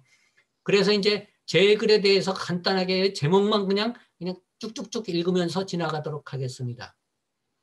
그래서 제 1장은 먼저 크게 정치 경제학이란, 그 다음에 이 두 번째는 커뮤니케이션 정치학의 탄생과 전개해가지고 여기서는 커뮤니케이션 정치 경제학과 미디어 정치 경제학. 그래서 여기서는 저는 이제 이 커뮤니케이션의 개념을 저는 좀 더 포괄적인 의미에서의 소통의 개념까지를 넣는 것으로 해서 커뮤니케이션 정치 경제학과 미디어 정치 경제학으로 구분을 했고요. 그 다음에 이제 여기서는 이제 또 비판적 정치 경제학과, 이 비판적 정치 경제학이라는 것은 주로 이제 그레암 머독 이라든가 우리 선생님과 피터 골딩이라든가 뭐 이런 분들이 좀 얘기를 하신 부분들과, 그 다음에 이제 특히 가넴이라든가 이런 쪽에서 얘기를 했던 문화정보의 정치경제학의 좀 차이 뭐 이런 것들을 얘기를 했고요. 그 다음으로는 이제 세 번째로는 커뮤니케이션 정치학의 쟁점 해가지고 커뮤니케이션의 정치경제학과 토대 상부구조 논쟁. 그 다음에 두 번째는 이제 가치 변화와 정치경제학의 재해석이라는 것.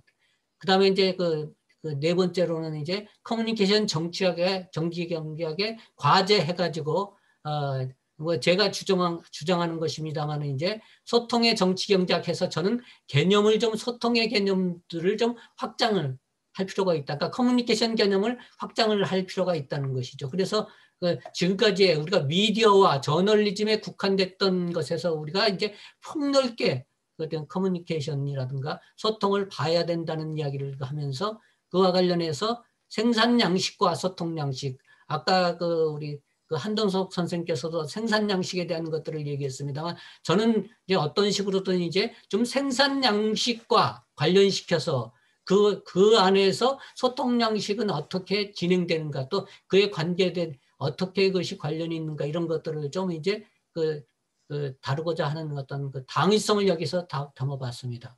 그리고 이제 마지막으로 이제 결론점에서 소통 양식과 소통의 정치 경제학으로 이제 그것을 이제 마무리를 했고, 그 다음에 이제 제2부의 첫 장 디지털 자본주의의 비물질 생산과 일반 지성 노동입니다.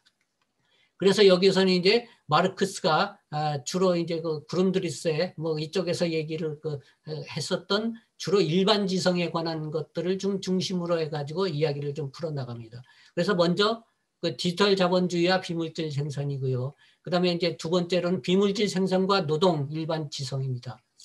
그래서 이거는 제목만 쭉쭉 아주 빨리 읽겠습니다. 자본주의 생산의 변화와 육체 기계 노동에서 지식인지 노동으로의 변화. 그다음 두 번째는 자본주의적 생산에서 기계와 일반 지성의 역할. 그다음에 세 번째는 일반 지성과 대상화된 노동, 노동 탈취, 뭐 흔히 노동 착취라고도 이야기를 하고 노동 점취라고 이야기가 되는 부분들. 그다음에 비물질 생산의 증대와 노동 가치의 변화에 대해서 이야기를 좀 할 것이고, 그다음에 3장에서는 디지털 자본주의의 비물질 생산과 노동의 성격에서 다루었습니다.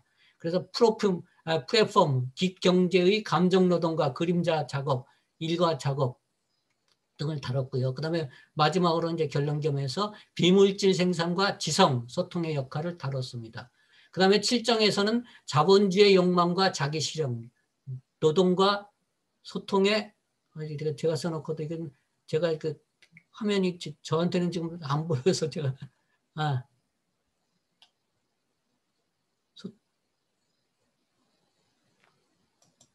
주체성, 소통의 주체성입니다.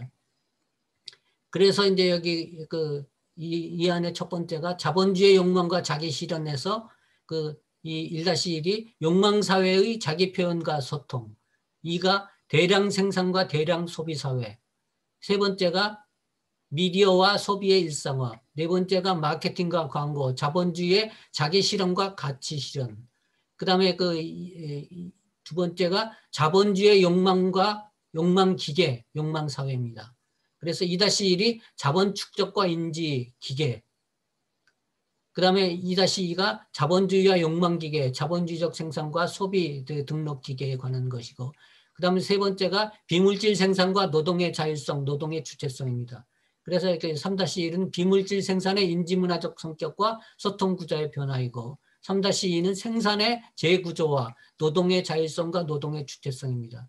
그래서 6장에 또 마지막에 해당되는 소통의 주체성과 지성들 사이의 협력으로 해가지고 이렇게 구성이 됐고, 그 다음에 10장은 이제 머덕 선생님의 재앙의 정치경제학입니다. 그래서 이 재앙의 정치경제학도 이것이 제가 이거 처음 해봤을 때는 그때 예전에 방송학회에서 발표했었던 그 논문과 저는 상당히 좀 유사할 것이라고 이것에 확장된 논문이라고 생각을 했는데 쭉 내가 번역을 하다 보니까 그게 아니었더라고요. 그것을 상당히 확대해서 새로 쓴 이거 정말 말 그대로 재앙과 관련된 정치 경제학이었습니다. 그래서 지구 환경이라든가 뭐 이런 것들을 다루는 것이었는데, 그래서 이것이 그 그레엄 선생님은 이제 영국식이라 뭐 제목의 순서도 없고 그래서 저는 이제 이대로 그냥 놔뒀습니다. 이제 나중에 이제 출판사 쪽에서는 어떻게 할지는 모르겠습니다만, 그래서 디지털 자본주의 해가지고 네트워크화 시장, 그다음에 파괴적 기기들 해서 탄소 발자국 측정하기, 그다음 코로나 소비, 즉석식과 사라지는 숲, 그다음에 마지막에 지속 가능성의 조건, 이렇게 해서 제가 담당한 부분이 4개로 되어 있습니다. 그래서 제 발표는 이것으로 마치도록 하겠습니다. 예, 말씀 감사합니다, 교수님. 짧지 않은 시간 이렇게 말씀해 주셔서 설명을 잘 해주시고 그 내용을 저희들이 쉽게 인지할 수 있도록 설명해 주셔서 너무 감사드리고요. 그럼 이제 바로 각 챕터, 그러니까 이 집필 작업에 참여하신 선생님들의 말씀을 들어보는 시간으로 넘어갈까 합니다. 먼저 이진호 교수님께서 말씀해 주시면 좋을 것 같은데요. 예, 잠깐 화면을 공유하겠습니다. 예. 네, 제가 발표할 내용은 이제 문화와 저널리즘 정치경제학의 부분을 좀 얘기를 드려야 될 것 같고요. 앞에서 우리 임동욱 교수님께서 전체 장들을 소개를 하셨기 때문에 간략하게 말씀드리겠습니다. 먼저 문화와 이데올로기의 정치경제학 부분은 우리 이제 책의 초점이 현 시점에서의 변화된 내용을 담자, 이렇게 좀 말씀을 하셨어요. 그래서 ICT 기술의 발달, 최근에도 메타버스까지 나오고 있어가지고 여러 가지로 우리 이 변화의 측면을 얘기하는데, 이와 관련해서 새로운 접근의 시각으로 신체 유물론에 대한 개념을 조금 받아들이고 관심을 가져야 된다, 이렇게 얘기했습니다. 이 부분은 우리 임동욱 교수님이 또 지난번에도 발표하신 적이 있기 때문에 그런 내용들이 있는데, 그렇지만 내용이 짧기 때문에 이 신체 유물론 부분은 길게 설명하지는 않고요. 다만 이제 우리의 변화된 상황을, 변화된 어떤 그동안의 지식 축적, 연구의 축적, 또는 변화된 어떤 시각으로 좀 접근하자, 이런 점에 초점을 본다면 될 거예요. 그래서 뭔가 소통의 정치경제학, 우리 임 교수님도 있지만 사실 폭넓게 따지면은 굉장히 유물론적 사고방식에 요새는 니체라든지 또는 들레지라든지 이런 분들의 의견들도 우리 정치경제학이 얼마든지 또 상황에 따라서는 관심을 가질 필요가 있다고 봅니다. 예, 결국에는 또 최근에는 또 이 다양한 시각들도 많이 관심을 갖고 있어요. 라뚜르의 그런 어떤 시각, 스피노자, 들레즈, 또 니체, 이런 또 마키아벨리까지도 우리의 이 다양한 연구에 도움이 된다면은 조금씩 관심을 가져야 된다는 시각을 했어요. 결국 문화와 이데올로기에 대한 기존의 연구들을 좀 종합하면서 조금 더 이 개방적인 태도로 우리가 접근하자, 이런 맥락으로 이렇게 볼 수가 있습니다. 그래서 최근에 우리가 또 많이 보면은 레이코프와 존슨이 몸과 마음, 환경의 상호작용, 마투라니아 바렐라의 인지와 행동, 지식의 동시유발적 측면, 비트겐슈타인, 또 이글턴, 공유, 됐습니까? 예. 예, 됐습니다. 그래서 하여튼 전반부는 그냥 넘어가서 결론적으로 우리가 이제 마무리만 지으면은, 결국 우리가 이 앞에서도 4차 산업 얘기도 나오고 했는데, 이런 어떤 미디어 커뮤니케이션의 기술 산업 환경 변화에 따른 새로운 변화를 모색하는 데 있어서 과연 과거의 것을 보강하는 차원, 혁신하는 차원, 이 두 가지도 같이 고민해 보자는 어떤 그런 문제 제기일 수도 있습니다. 여기까지만 말씀드리고요. 두 번째, 조금 실제적인 측면으로 들어가서 저널리즘의 정치경제학 부분을 말씀드리면, 결국 우리 사회에서의 언론의 특성, 이게 이제 저널리즘을 이제 우리가 어떻게 변화하고 있는지, 또 정치경제학은 어떻게 이거를 접근할 것인지를 이제 제시했는데, 우리가 그동안 많이 썼던 그 자본의 순환, 그걸 또 우리가 언론 자본의 순환으로도 많이 응용을 해서 썼어요. 그래서 기본적으로는 그런 순환이 있겠지만은 우리가 또 이 디지털 시대에는 여러 가지 환경 변화들이 있는 것을 반영해서 결국 그 좀 새로운 시각으로 좀 나가야 되겠다. 디지털 환경에서는 정말 그 뭐 노동 환경 또는 뭐 그 수용자들의 어떤 그 태도, 방식, 또 뭐 자본의 생산 방식 이런 것들이 다양하게 변하고 있단 말이에요. 그래서 그거를 어떻게 그 우리가 좀 정리할까 싶어가지고 기존에 나왔던 그 미디어 자본의 순환을 조금 이거는 이제 플랫폼 노동을 그 반영한 그 시각을 받아들여가지고 조금 더 구체화를 시켰습니다. 그래서 그림은 기본은 비슷하지만 약간 뭐 플랫폼 노동이라든지 이런 걸 담고 거기다가 최근의 현상들을 조금 이렇게 소화를 했어요.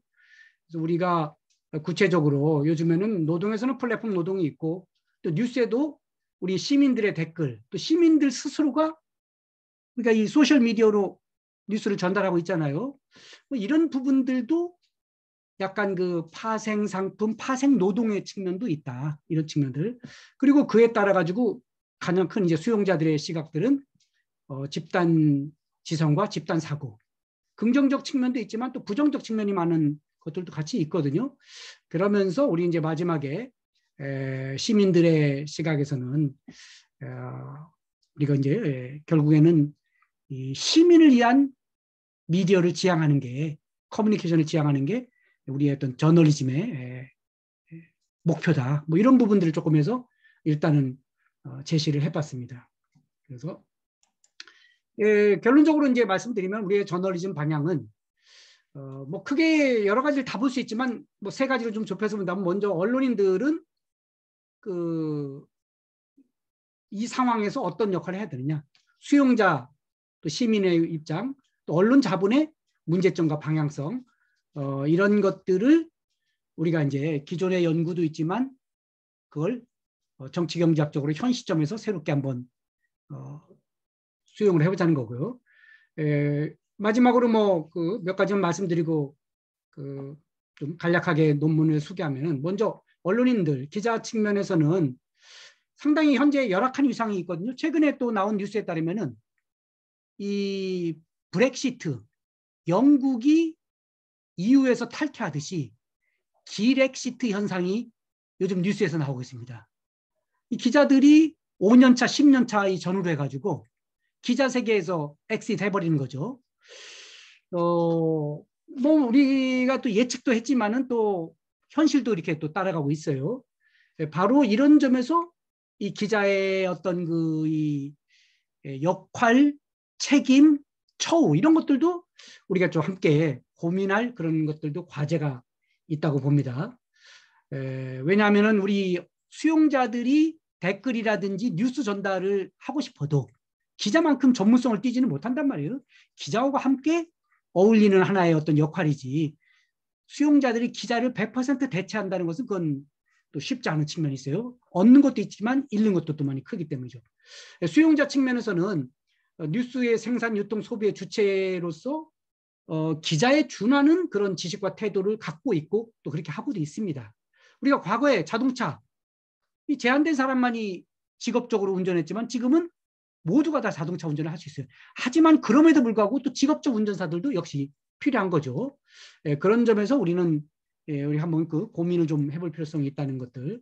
그리고 마지막으로 또 언론 자본의 경우 앞에서 우리 뭐 김승수 교수님 저도 사실은 이 언론학에서 정치경제학으로 논문을 쓰면서 김승수 교수님하고 또 그 역량들이 계속 교류를 하고 또 논문을 쓰고 난 과정에서도 또 그 이후에도 뭐 우리가 지금 별세한 이후에도 우리가 이렇게 연관을 맺고 있듯이 언론 자본에 있어서의 어떤 언론의 공공성 사실 이 부분은 우리가 또 지난번에 냈던 그 그레이엄 머독 선생님의 그 책을 번역했을 때도 가장 큰 포인트가 또 언론의 공공성 측면이 여전히 있단 말이에요. 바로 그런 것을 어떻게 살릴 것이냐 또 그러면서 또 시민을 위한 미디어로 어떻게 할 것이냐 이런 점에서 결국에는 이 시민의 노력 정부를 통한 정책, 또 자본의 시스템에 어떻게 영향을 또 줄 것인지, 또 이런 점들을 또 부당한 영향이 있다면 그걸 최소화시키고 어떻게 대응할 것인지, 이런 부분들이 우리의 과제라고 보면서 제 글 쓴 부분들을 간략히 소개합니다. 예, 이상입니다. 고맙습니다. 예, 예, 저거를 감사합니다. 교수님. 마치겠습니다. 예, 예, 감사합니다. 저희가 이제 원래 오늘 2시간을 예상을 했는데요. 지금 이제 시간이 9시 27분 현재 지금 시간이 나오고 있습니다. 우선 선생님들의 말씀 계속 또 이렇게 들어보는 것이 좋을 것 같은데요. 그러면 이번에는 저희 김영욱 교수님께서 말씀해 주실 것 같습니다. 네, 저도 화면 공유하도록 하겠습니다.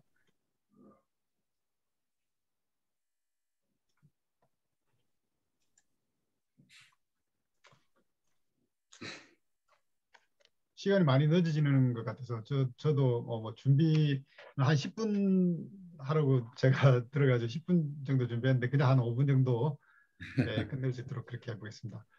그 디지털 미디어와 커뮤니케이션 정치 경제학이 제가 맡았던 장이었습니다. 4장이고요. 그래서 목차는 이렇게 그 전체적으로 디지털 미디어와 디지털 노동에 대해서 살펴본 다음에요. 저는 이제 디지털 미디어 환경에 대한 어떤 정치 경제학적 분석을 3가지로 나눠서 해봤습니다. 그래서 어떻게 그 디지털 미디어 시대에 가치 착취 구도가 변화하느냐, 그다음에 어떤 식으로 노동이 이제 공짜 노동이 생기고 그게 프로모션 경쟁으로 이어지고 결국은 사회적인 공장화로 이어지는가 하는 부분과, 3번째는 이제 디지털 미디어 시대에 어떻게 어떤 겸허한 어떤 감시와 통제가 그것을 가속화시키는가, 이런 3가지 측면에서 디지털 미디어 환경에 대한 정치 경제학 분석을 살펴봤습니다. 그리고 이제 AI 등 이제 디지털 미디어가 이제 계속 심화되고 있는데 이런 것과 관련된 어떤 미래 전망에 대해서도 한번 챕터 내용에 구성을 해봤습니다. 그래서 결론적으로는 그게 디지털 미디어를 이제 우리가 굉장히 희망을 가지고 맞이했는데 결국은 지금 이제 새로운 어떤 자본의 착취 구도로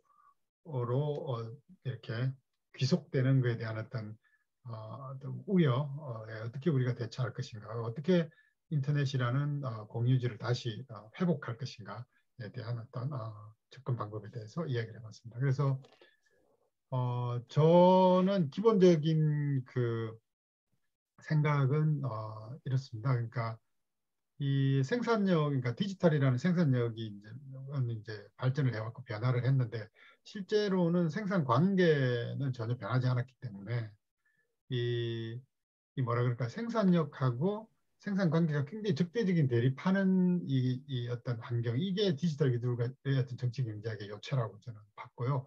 그래서 결국은 생산력이 아무리 변화하더라도 생산력 관계가 변화하지 않으니까 그 자본주의가 가지고 있는 어떤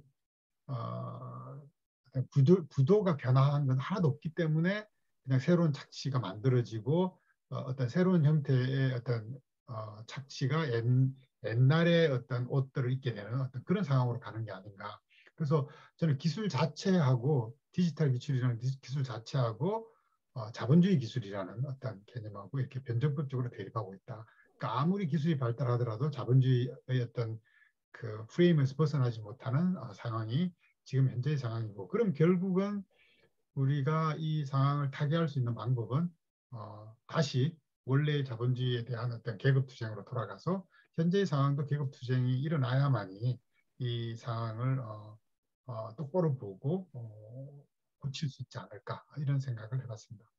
그래서 저는 그래서 약간 우리가 그 하브마스적인 어떤 체제에 대한 반성에서 좀 시작해야 된다고 보고요. 하브마스가 너무 이제 이 체계와 생활 세계를 나눈 다음에 체계에서 어떤 문제점을 계속 이렇게 지적을 했는데 실제로는 이제 이게 굉장히 그 유동화되면서 서로 이제 체계와 생활 세계가 합쳐지고 착취가 거의 이제는 고정 자본이냐 아니냐의 기준과는 전혀 상관없이 일반 지성에 의해서 고정 자본, 일반 지성, 인지 자본주의 모든 비물질적인 것까지 다 합쳐져 가지고 이제 착취의 세계로 들어가고 있기 때문에 실제로 디지털 미디어의 착취 영역을 우리가 분석할 때는 그런 확장에 대한, 그러니까 하버마스적인 체제에서 벗어나서 우리가 가져야 될 어떤 확장에 대한 비판적인 시각이 지금은 필요한 게 아닌가 이런 생각을 해봤습니다. 그래서 디지털 미디어를 통해서 결국은 어떤 노동의 강도만 더 강해지거나 아니면 노동의 범위가 더 확장되거나 노동의 시간이 더 늘어나는 그런 어떤 자본의 새로운 착취 구도가 이어졌을 뿐이지 그것이 결코 어떤 유토피안적인 어떤 기술을 통해서 인간이 어떤 뭐 해방적인 어떤 가능성을 찾을 수 있는 구도로는 가지 않고 있다라는 걸 지적하고 있고 그런 게 이제 그런 사례를 몇 가지 들면서 이런 뭐 온라인 맞춤형 광고라든지 이런 걸 보면 우리가 예전에는 광고를 보는 시간만 이제 어떤 착취 시간이라고 했다면 지금은 이제는 모든 일상적인 생활이나 소비자 데이터 이런 게 모든 온라인 활동들이 다 소비자 데이터라든지 아니면 뭐 그 기사를 읽으면서도 광고를 봐야 되고 하는 이 모든 어떤 휴식 시간도 이제 잠식당하는 그런 어떤 세상으로 가고 있지 않나 하는 몇 가지 사례들을 들어갔습니다. 그래서 저는 디지털 노동은 이렇게 크게 물질 노동과 비물질 노동으로 나누어 볼 수 있다고 봤고요. 이제 점점 더 이 비물질 노동의 포지션이 커져가는 어떤 지금 상황이 아닌가. 그래서 그 우리가 디지털 미디어가 발달했다고 해서 물질 노동이 없어져 간다라고 보기보다는 비물질 노동의 포지션이 커져가는 만큼 물질 노동을 통한 착취의 구도도 훨씬 더 정교화져 가고 확장되어 간다라는 식으로 디지털 노동을 이렇게 분류를 해봤습니다. 그래서 그것과 관련해서 조금씩 좀 설명을 했고요. 그래서 기본적으로 디지털 노동에 대한 저의 시각은 이제 일이 노동을 만나서 일 노동이라는 어떤 착취의 어떤 개념을 만들어냈다면 지금 현재의 디지털 노동과 관련된 지금 상황 분석은 이제 일 노동이 다시 여가를 만나가지고 일 노동 여가라는 어떤 착취의 어떤 확장으로 가고 있다라고 결론을 내렸습니다. 그래서 저는 이 아까 말씀드렸듯이 디지털 미디어 환경에서 정치개혁 분석은 이 세 가지 가치 착취 구도의 변화와 그다음에 공짜 노동, 그다음에 감시와 통제 이렇게 봤는데요. 가치 정신 모델의 변화는 이런 식으로 실제적으로 이제 우리 MCM 모델이 그 중간에 이렇게 지불되지 않은 노동이나 플랫폼 사용 같은 이런 게 들어가서 상품화의 과정을 변화시키고 있다. 그래서 요런 어떤 공짜 노동이라든지 아니면 지불되지 않은 노동들이 많이 들어감으로 인해 가지고 가치의 어떤 범위가 더 확장되어가는 그걸 설명하고자 했고요. 그 다음에 그렇게 함으로써 실제로 디지털 미디어 기업은 뭐 예를 들어서 구글 같은 경우만 보더라도 주목이라는 새로운 노동이 등장해가지고 모든 인간이 주목하는 걸 다 상품을 한다든지 아니면 그 사람들에게 주목의 효과가 있다고 믿게 만들므로써 그것이 이제 물신주의로 빠질 수 있게 만든다. 이런 식의 어떤 그 디지털 미디어 기업이 이윤을 창출할 수 있도록 더 유리한 조건을 만들어주는 어떤 그런 상황을 만들어내고 있다. 이렇게 보았습니다. 그 다음에 디지털 공짜 노동과 관련해서는 여러 가지 상반된 해석이 있을 수 있지만 저는 이제 공짜 노동이 착취 범위에 들어간다고 봤고요. 그게 이제 어떤 찬성하는 사람과 반대하는 사람들의 주장을 다 열거한 다음에 그래서 실제로 공짜 노동을 통해서 자본의 가치 창출을 하고 있다라는 걸 설명하려고 했습니다. 그래서 디지털 공짜 노동에는 감시 노동이라든지 시청 노동, 정체성 노동 같은 공짜 노동의 유형들이 나뉘게 되고 이것들은 데이터 상품을 강화한다든지 자본주의 체제를 강화하는 식으로 분류가 되거나 아니면 다른 역할로 서로 상호작용하고 있는 것으로 봤습니다. 그래서 이런 모든 것들을 가속화시키는 것, 그러니까 이런 모든 것들의 효율성을 책임지는 게 저는 디지털 미디어 시대의 감시와 통제라고 봤거든요. 아까 봤듯이 어떤 가치 정식의 구도가 변하는 것과 공짜 노동이 등장하는 것, 그다음에 사회적 공정화되는 것 이런 것들이 모두 사실은 감시와 통제 때문에 효율성을 가지게 된 거거든요. 그래서 저는 이것이 가속화 논리의 를 강화시키는 거라고 봤고요. 그래서 이런 어떤 디지털 미드실의 감시와 통제가 결국은 굉장히 몰인간적인 사회, 그러니까 본인 자신들이 감시와 통제를 받고 있으면서도 그것을 인식하지 못하면서 감시와 통제가 주어지는 어떤 정체성을 마치 자신의 정체성인 것처럼 받아들이는 그런 몰인간적인 사회를 만들므로써 더 능률적인 것을 수행하는 걸 숭상하게 되고, 알고리즘이 마치 모든 문제를 해결할 수 있는 것처럼 믿게 되는 그런 어떤 역할을 감시와 통제가 한다고 봤습니다. 그래서 저는 그 세 가지 이거를 이렇게 정리를 했습니다. 그러니까 생산 소비자 가치 정시가 아까 가치 정시 구도가 변한다는 것은 착취 구도가 변하는 거고요. 그다음에 디지털 공짜 노동은 착취의 확대 및 강도가 강화되는 거고요. 그다음에 디지털 감시는 이런 착취를 가속화하거나 통제한다고 봤습니다. 그래서 이 세 가지가 굉장히 맞물리면서 디지털 어떤 미디어 환경에서의 착취를 진화시키고 있다.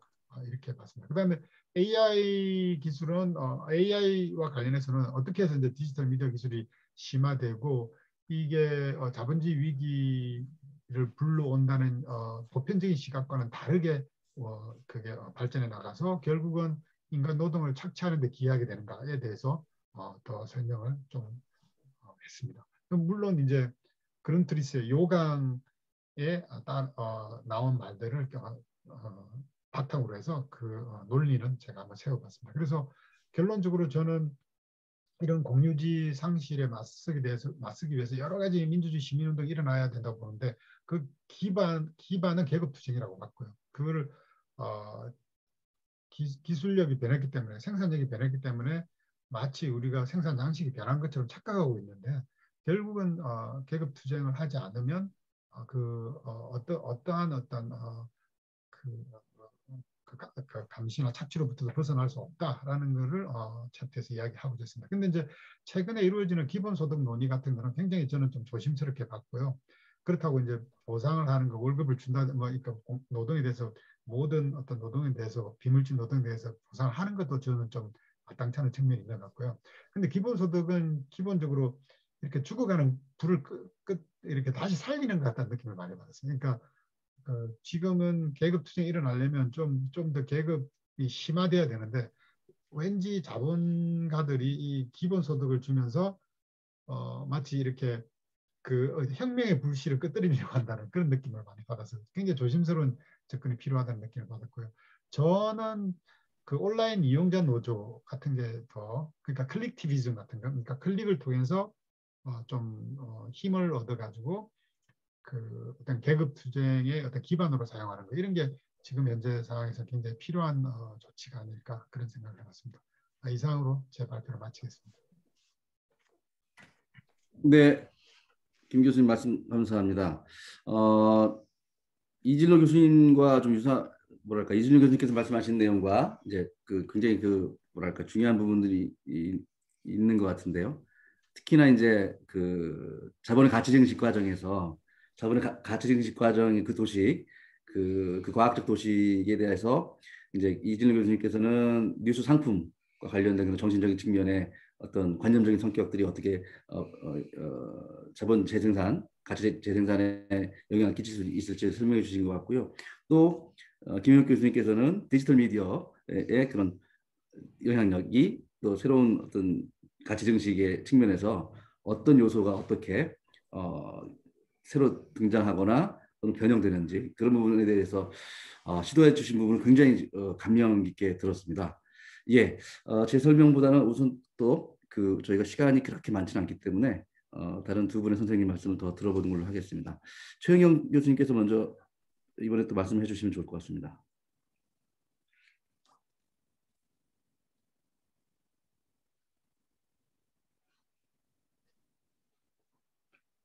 최 교수님, 저기 음소거를 먼저.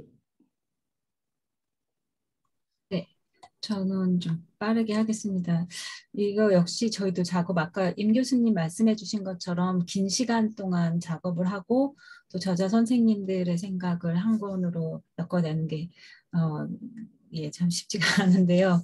참여할 수 있어서 영광이었고, 한 2챕터 정도 저는 페미니즘, 폴리티컬 이코노미 부분이라는 거 하고 그 다음에 이제 제국주의라는 부분을 고민을 하고 있던 차에 참여를 할 수 있었고 또 참여한 챕터의 내용들은 이제 신문화제국주의 아까 말씀드린 건데요. 제가 일단 출판사에 넘긴 초고의 제목은 기술과학 중심의 문화산업자본주의의 시대 신문화제국주의라고 했는데요. 고민을 하다 앞에 이런 전제를 좀 달았던 건 어쨌든 뉴 임페리얼리즘 혹은 니오, 뭐 포스트 여러 개념들 중에 저는 좀 제가 아무래도 앞에서 제가 한 이번 여기 목차 부분만 저는 이제 짧게만 얘기하고 글로 오히려 더 다듬어서 소개드리고 말씀드리는 게 더 좋을 것 같은데 이게 아무래도 이제 책으로 또 그리고 다른 각 챕터별의 결에서 저는 어떤 기여를 할 수 있고 또 저도 공부를 할 수 있을까라는 고민을 할 때 개인적으로 저한테도 좀 많이 절실했던 게 아까 우리 김승수 교수님 책 작업할 때도 그랬지만 이 임페리얼리즘에 대한 담론들이 이제는 굉장히 올드한 것 중에 하나가 돼버린 오늘 BTS 건도 그렇지만 이제 한류라는 큰 담론의 결이 성과적이고 가시적으로 많은 우리 사회에 있어서의 관점들조차 바꾸다 보니까 그 안에서의 어떤 담론이나 센스들을 굉장히 참 어떻게 보면 이중적으로 바꾸게 되는 그리고 그 흐름들은 과연 어디에 와 있고 우리는 그걸 과연 이제 신문화 제국주의라는 걸로 납득을 해야 되는 걸까? 저 스스로도.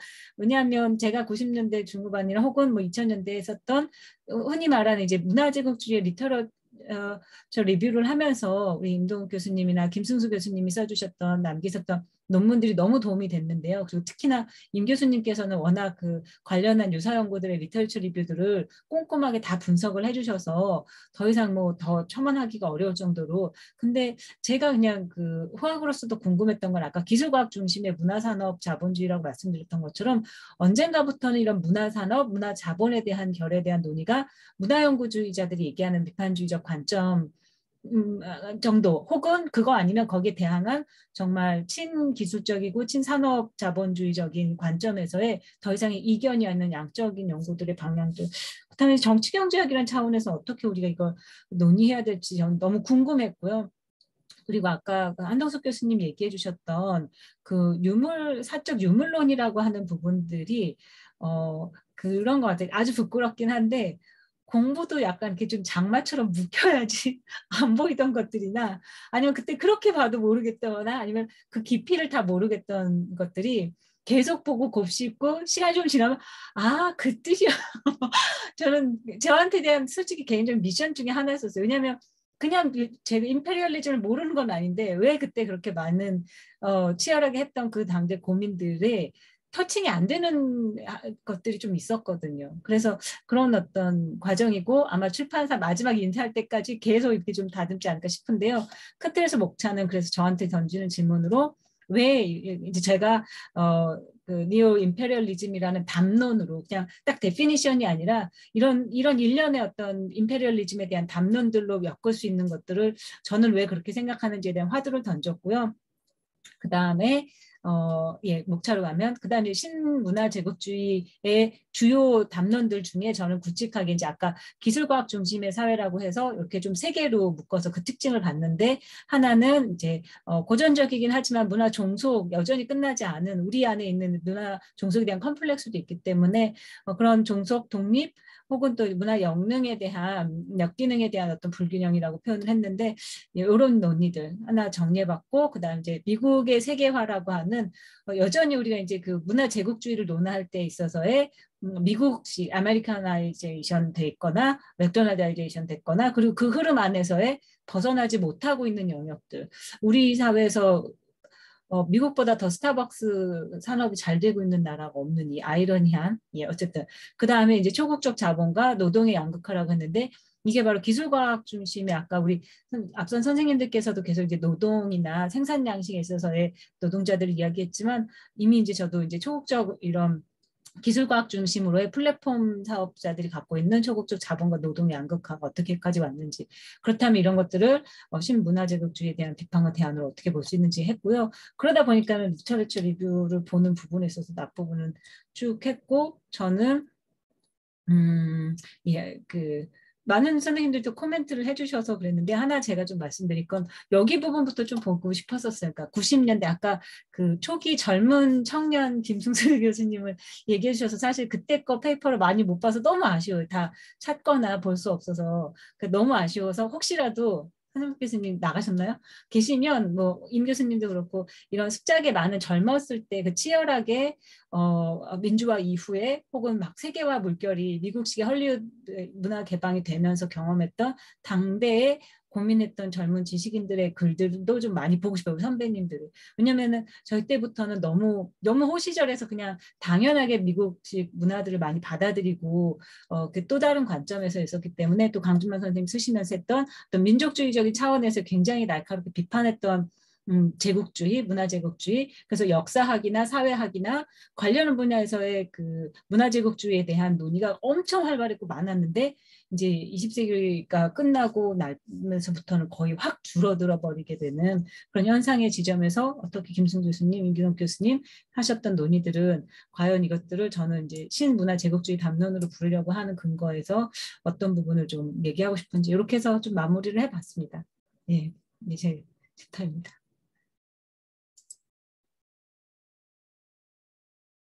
최 교수님 말씀 감사합니다. 그럼 네. 바로 이어서 이옥기 박사님의 얘기를 들어보는 시간을 갖도록 하겠습니다.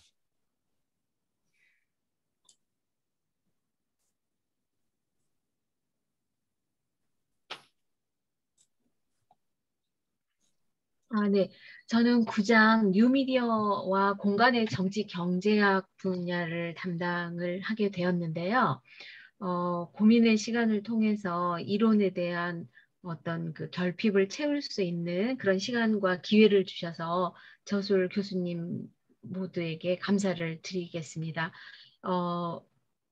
공간이 사실은 기존의 공간이 시대가 변하면서 달라졌는데 이 공간에 대해서는 많은 연구들이 없었고 그리고 또 최근에 그 카스텔이 얘기했던 사회 구조가 변하면 새로운 공간이 나타나고 그리고 그 새로운 공간 과정에는 또 새로운 현상이 나타난다고 이런 말을 우연찮게 보게 되었어요. 그러면서 미디어는 자꾸만 뉴 미디어로 나가는데 이 현상을 무엇으로 설명할 수 있으며 또 이 공간을 어떻게 정의 내릴 수 있는가 궁금증에서 궁금증을 계속 가지고 있던 차에 이렇게 기회가 되어서 너무 감사합니다. 그 카스텔에 따르면 공간이 사회를 표현을 하고 또 이 공간은 그 사회 자체이고 그리고 이 공간의 형태와 과정들이 사회 구조를 역동적으로 변화시킨다 이렇게 얘기를 했습니다. 그래서 저는 이 말을 어떻게 쉽게 풀어서 뉴미디어와 공간을 설명할까를 좀 고민을 많이 했었는데요.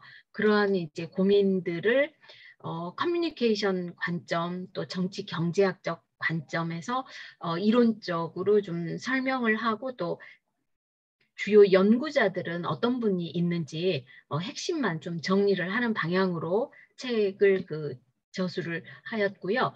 그리고 핵심은 바로 이 뉴미디어 관점으로 공간 개념을 어떻게 설명할까 화두를 던지기도 하고 또 탐색한다라는 그런 마음가짐으로 이게 진행이 되었다라고 할 수가 있겠습니다. 그래서 기존의 그 저술이나 연구자들과 달리 그렇다면 뉴미디어 공간은 무엇으로 설명할 수 있을까? 그 특성은 과연 무엇일까에 좀 생각을 많이 했었는데요.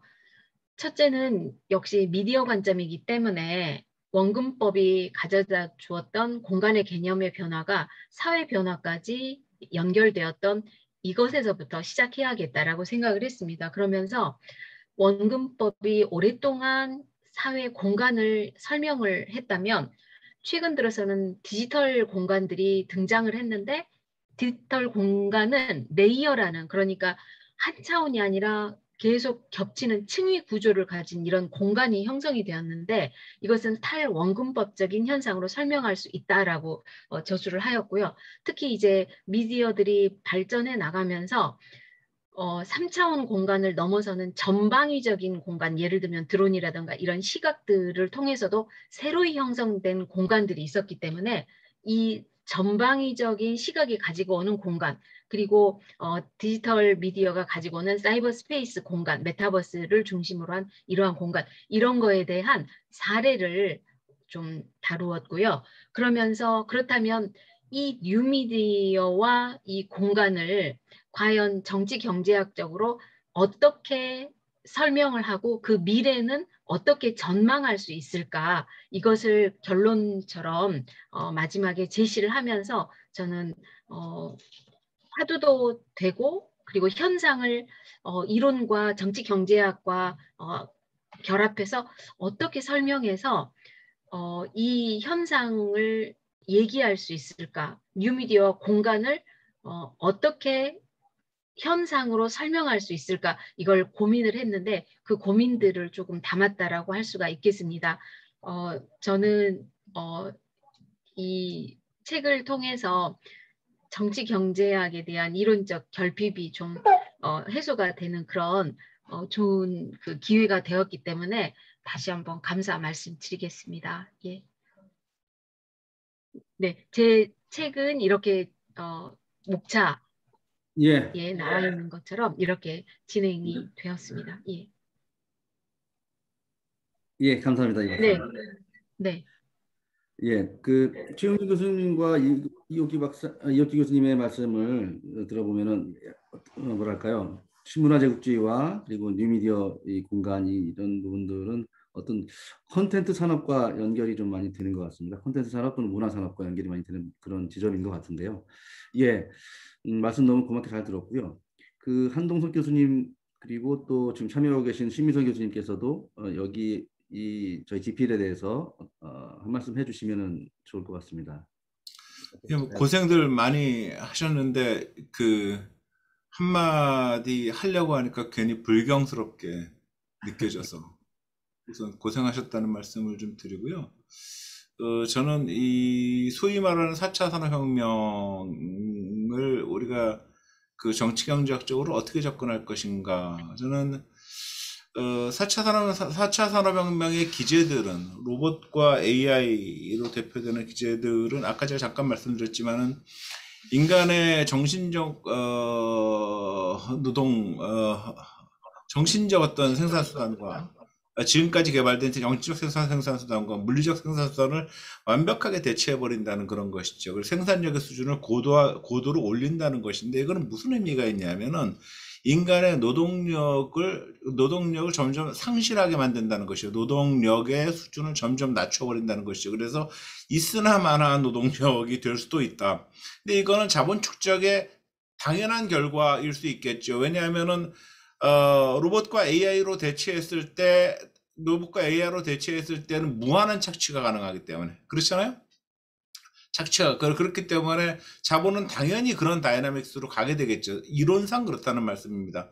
그러면 소비는 어떠냐? 소비 과정을 보면 이 자본주의 생산 양식으로 지금의 기술들이 사람들은 아주 깊숙이 아주 정교하게 거기서의 어떤 연결고리가 될 수 있도록 편입시켜 버렸죠.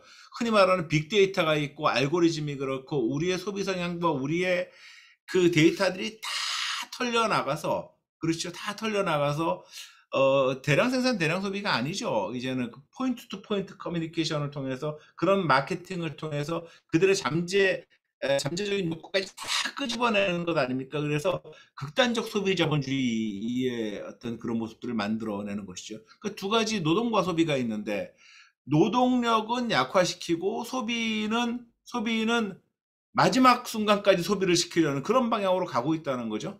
그죠? 그런 방향으로 가고 있다고 한다면, 그리고 또 하나 기억될 것이, 이거는 자본순환이라는 것은 인간의 의지가 아니다. 그러니까 막스가 얘기했던 것처럼, 막스는 자본가도 의인화된 자본이라고 얘기하지 않았습니까? 인간의 의지가 아니라 이건 논리라는 것이죠. 인간이 어떻게 할 수 없는 순간에, 사실은 혁명도, 경제학적으로 보면 사실은 혁명도 어찌할 수 없는 순간에 오는 것이지, 물론 인간의 의지가 거기가 애드가 되긴 하지만은 그런 순간이 오지 않았는데 하게 됐을 때는 중국이나 소련이나 뭐 이런 모습들을 보이게 되는 것이죠. 그래서 이제 지금 이것이 어떻게 이 기술들이 자본을 동력으로 해서 그 기술들이 얹어졌잖아요. 그러면 그 본질은 뭐냐면 자본의 본질은 축적이란 말이죠. 이 본질은 변하지 않습니다. 이 축적이라는 것은 누가 뭐래도 변하지 않기 때문에 이 축적의 동력으로 자본을 기술을 적용했을 때 어떤 현상이 나타날 것인가 하는 부분에 대해서 면밀한 관찰이 필요하겠다. 그렇죠. 그 결과가 무엇일 것인가를 좀 생각해 봐야 되지 않겠냐, 그렇게 생각이 들고요. 그 다음에 최은경 교수님 말씀하신 문화제국주의 이 부분에 있어서는 사실은 그것도 그렇습니다. 저도 오랫동안 생각하면서 그 인간의 실천이라는 부분에 대해서 많이 생각을 해봤습니다만은 역시 자본의 선차성이 중요한 거예요. 그 제국주의가 뭐냐? 제국주의 본질이 기본적으로. 제국주의 본질이 뭐냐? 경쟁적 자본주의가 독점 자본주의가 되고 국가 독점 자본주의 단계에 됐을 때 제국주의가 나오잖아요. 제국주의는 계속 자본이 순환하는 과정 속에서 축적하는 과정 속에서 자본을 더 많은 자본을 축적하고자 나온 것이 제국주의란 말이에요. 그러면은 그들의 본질이 무엇인가를 보고 문화제국주의를 봤을 때 문화제국주의적 결과를 내는 것들은 소위 말하는, 우리가 편하게 말씀드리면 제국주의 국가의 문화산업들 아니에요. 그죠? 그 문화산업들은 뭘 하는 것이 그들의 본질이냐. 그들도 돈을 많이 벌고 싶겠죠. 참 재미있는 사례가 있다고 생각합니다. 아바타 기억나십니까? 아바타? 영화 아바타를 이렇게 보면은 매우 다양한 코드들이 거기에 같이 산재되어 있는 것을 알 수가 있어요. 거기 보면은 혹시 그 영화를 보면 미션 생각하시지 않으셨나요? 미션, 제3세계에 제국주의가 들어가서, 그렇죠? 그 양민들을 학살하고 했던 미션에, 그 미션은 사실 당시에 제3세계뿐만 아니라 그 많은 시청자들의 보편적 정서를 건드렸죠. 나쁜 제국주의자들. 그렇지만은 거기 또 어떤 것이 있습니까? 좋은 백인들이 있잖아요. 좋은 백인들. 거기서도 아바타에도 좋은 백인들이 나오지 않습니까? 그러니까 보편적 정서도 건드리면서 백인들도 나쁜 백인들과 좋은 백인들을 나누어서 시장을 확장해 나가잖아요. 그렇죠? 시장을 확장해 나갑니다. 그 디즈니 만화들 보면 재밌는 게 요새 뮬란이라는 그 디즈니 만화를 보면은 동양인인데 서양의 몸매를 하고 있고 얼굴만 좀 크고 눈이 둥그런데 양쪽 요 밑에만 이렇게 쫙 찢어져 있지 않습니까? 그것은 세계 시장 블록바스터를 노린 캐릭터죠. 그렇죠? 블록바스터를 노린 캐릭터죠. 그래서 그런 우리가 뭉뚱그려서 이야기하는 문화제국주의적 그 결과를 내게 되는 문화산업의 그런 경제적 전략, 이런 것들을 좀 정교하게 분석해 볼 필요가 있지 않겠나, 뭐 이런 생각도 해봤습니다. 예, 고맙습니다. 이대한 교수님 말씀 감사합니다. 예, 신미선 교수님께서도 한 말씀 해주시면 좋을 것 같습니다. 저는 이쪽을 공부 안 했기 때문에 제가 뭐 감히 뭐라고 말씀드릴 수 없을 것 같고요.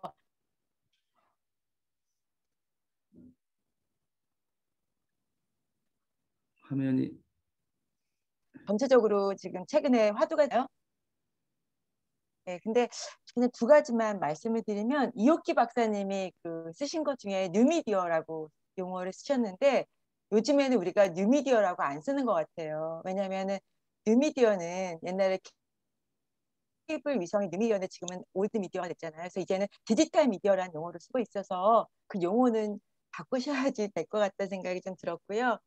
그리고 이제 최은경 교수님의 문화제국주의, 저희 남편 책에도 있어서 내가 좀 고민을 좀 많이 했는데, 그 내용에도 그게 있어요. 제국주의가 옛날에는 이제 미국 중심의 제국주의가 우리가 지배를 받았는데, 또 한국이 아시아권에서는 또 다시 문화제국주의를 하고 있다는 거예요. 소제국주의를. 근데 지금 오징어 게임이나 뭐 지금 지옥 같은 시리즈물이 넷플릭스 통해 전 세계 시장에서 지금 석권을 하고 있잖아요. 이거 제국주의거든요. 그런데 지금 오징어 게임이 나간 게 우리의 문화가 확산되는 거냐, 아니면 넷플릭스의 영향이 확대되는 거냐라고 본다 그러면 이제는 유통 제국주의와 컨텐츠 제국주의가 달라질 것 같아요. 옛날에 문화 제국주의는 미국이 유통도 장악하고 컨텐츠도 장악했죠. 예, 그래서 그 모든 그러니까 그 유통도 그냥 뭐 다 우리나라 극장은 우리나라 게 있지만 계약을 맺어갖고 다 뭐 블록버스터 그러니까 할리우드 영화가 들어오고 그랬었는데 그래서 조금 그거는 그러니까 유통 자본주의가 더 문제가 되는지 컨텐츠 자본주의가 문제가 되는지 이거에 대한 좀 면밀한 분석은 앞으로 좀 필요하게 보이겠다 생각이 들고요.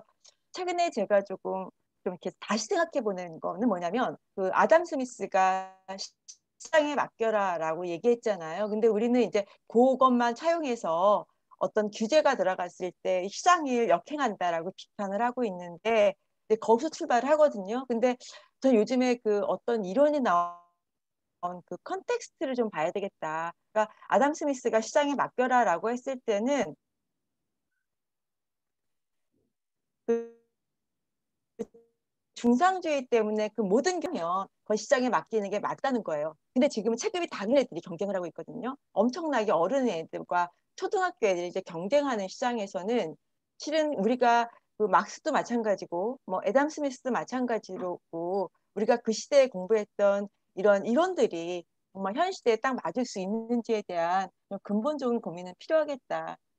제가 이제 제 남편 때문에 안 하던 공부를 하다 보니까 굉장히 다양한 생각들을 하게 됐는데 그래서 저는 요즘에 그 생각을 되게 많이 합니다. 그래서 지금 뭐 정치 경제학에 대한 이해를 쓰시고 있는데 뭐 저는 잘 모르겠지만 정말 막스가 말했던 그런 정치 경제학이 지금의 4차 산업혁명 시대에 각각의 영역에서 얼마나 적합성을 가지고 있고 얼마나 적합성을 갖지 못하는지에 대한 고민을 좀 하시게 되면 굉장히 좋은 책이 또 하나 그 새롭게 모든 사람이 합작된 집단 지성이 함께 만들어낸 좋은 걸작품이 나올 것 같습니다. 이상입니다.